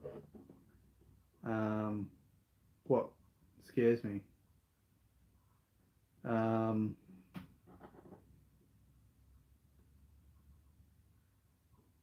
Yeah, that one's a hard one. Some people like got fears of snakes, spiders, or whatever. Not me. Um, Maybe not being good enough would be a fear. Um, I honestly, I don't know. I'd have to really seriously think about that one. It's a great question, but um, yeah, like I don't have fear of heights or anything like that. Um,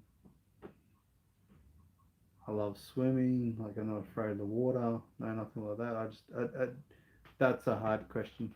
I honestly don't know what fear I've got. But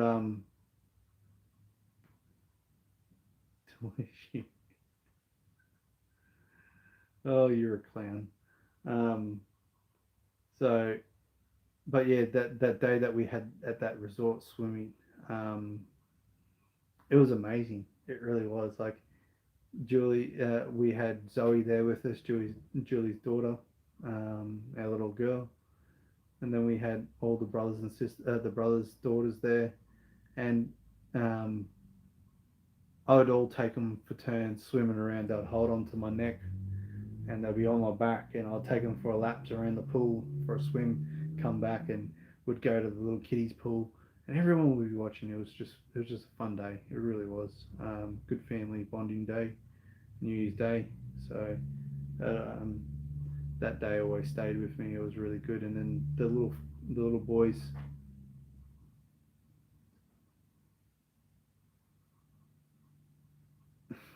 You're the only answer.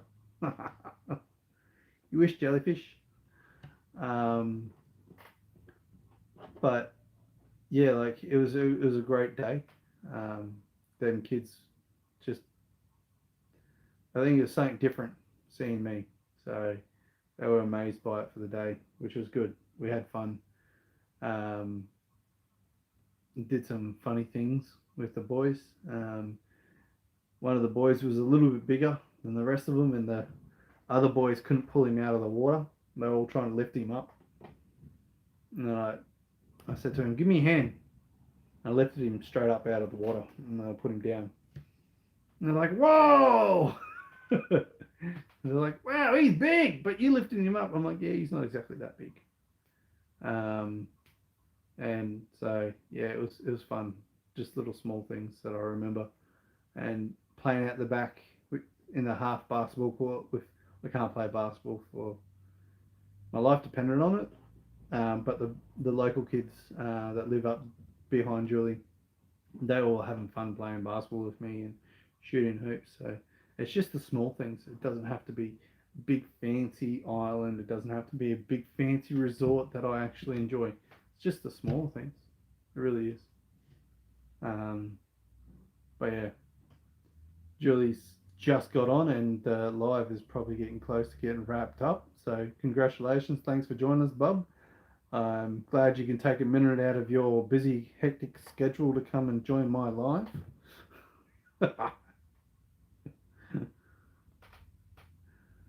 Oh, gee.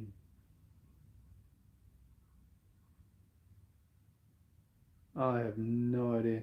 It, yeah, well, you're barely even 5 foot.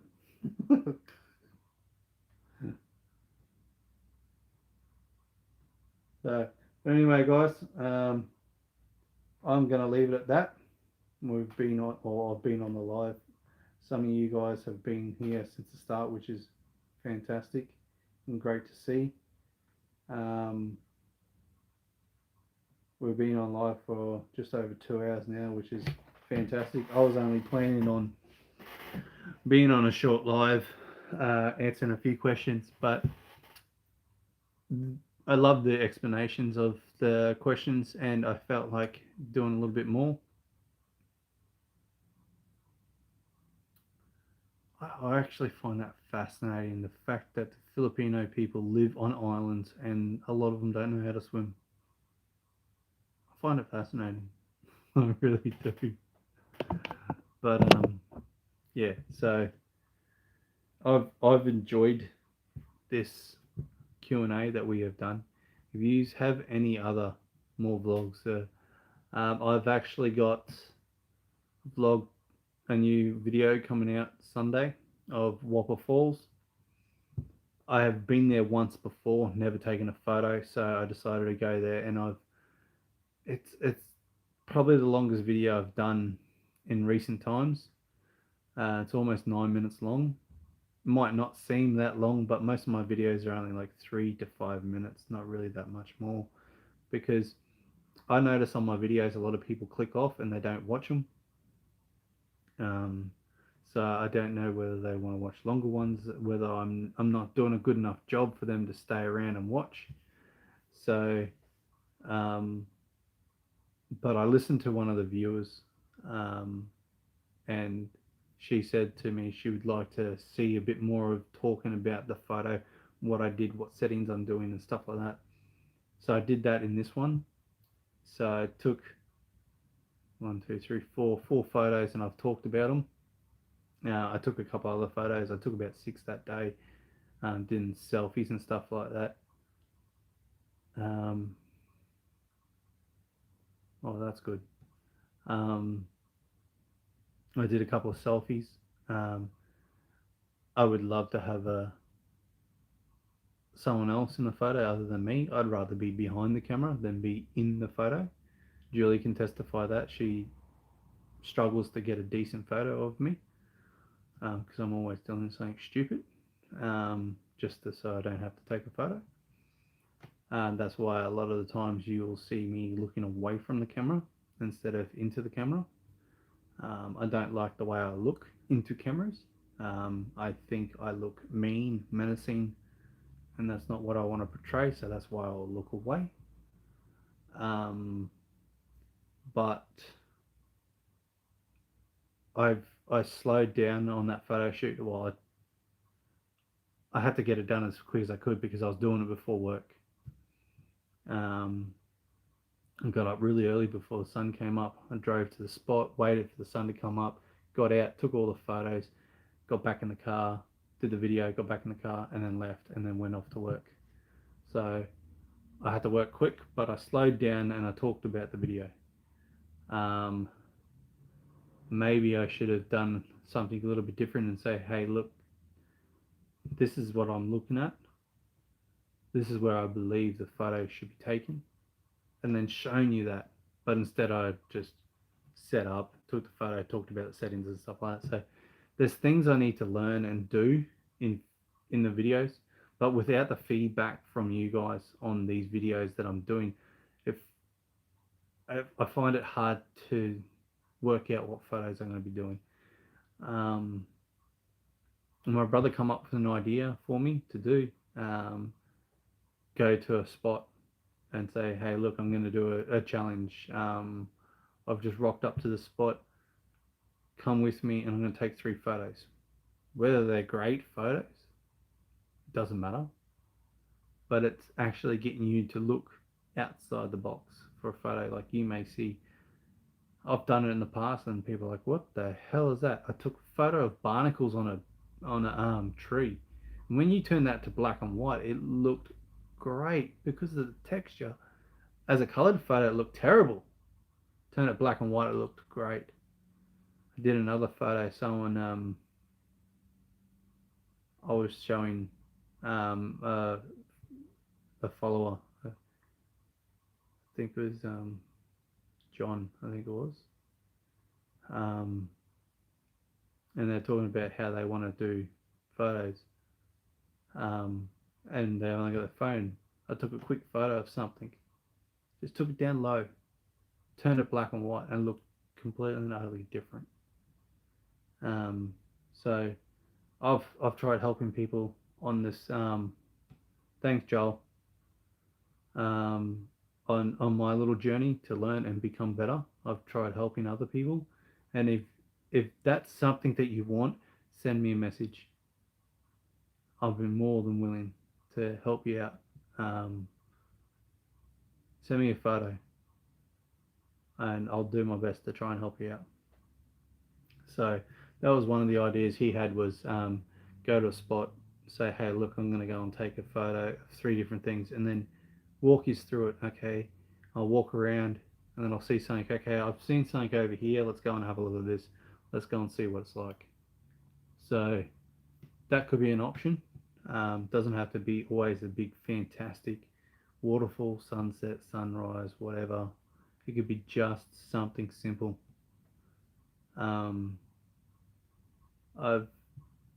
took a photo of a tree, bark on a tree, a fallen tree, and changed how it looked by going black and white, and it looked really good. And that was taken with my phone. So you're not just limited to my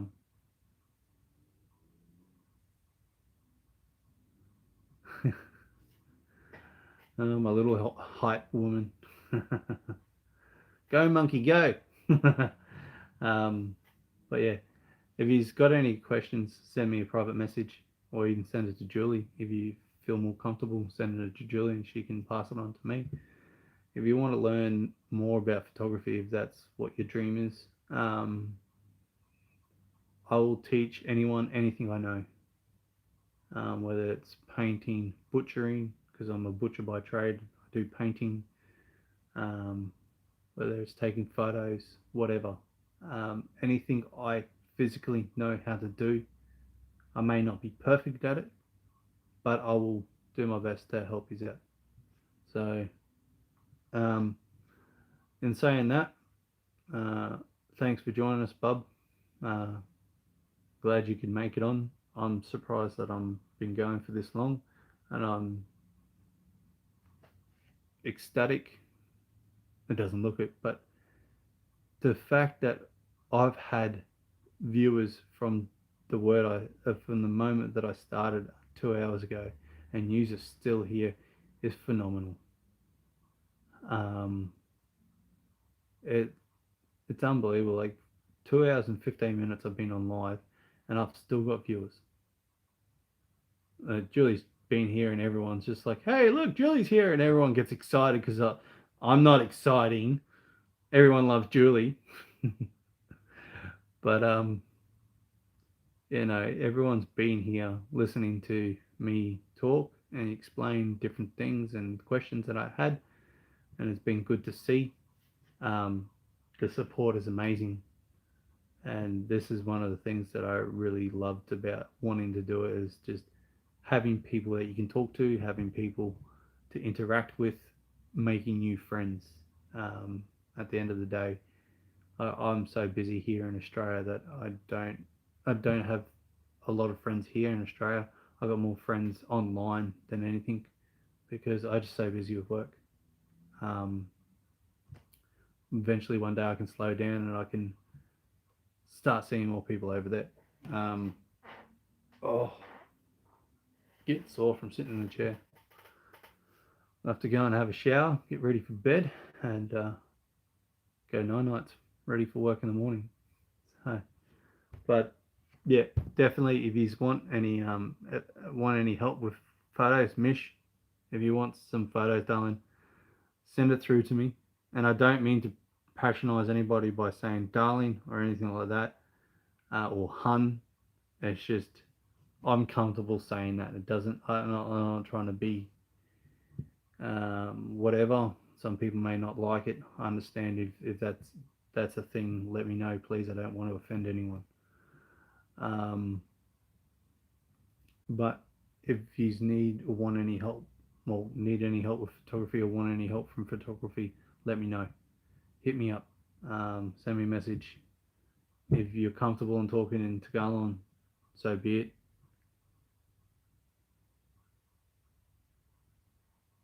Thanks, Beth. Beth, I appreciate it, Don. Um, yeah, if you want to speak in Tagalog, I will try and translate. If not, I ask Julie to help me out and she'll translate it for me. So don't be afraid if you can't speak in English properly or you struggle with English. That is not a barrier for us to worry about because I have got so many people that can help me with that. Um, you just send the message, ask the question. One of the most best things I've ever heard is no question is a stupid question. Alright. And my reply to that one was I remember I was in class doing something somewhere. I think it was a safety course or something like that for work. And they go, whatever question you got, ask it. No question is a dumb question. I'm like, well, you haven't met me. And I actually stumped him. I actually asked the stupid question. I was so proud of myself that day. He's like, well, I stand corrected. There is a stupid question and you asked it. Thank you.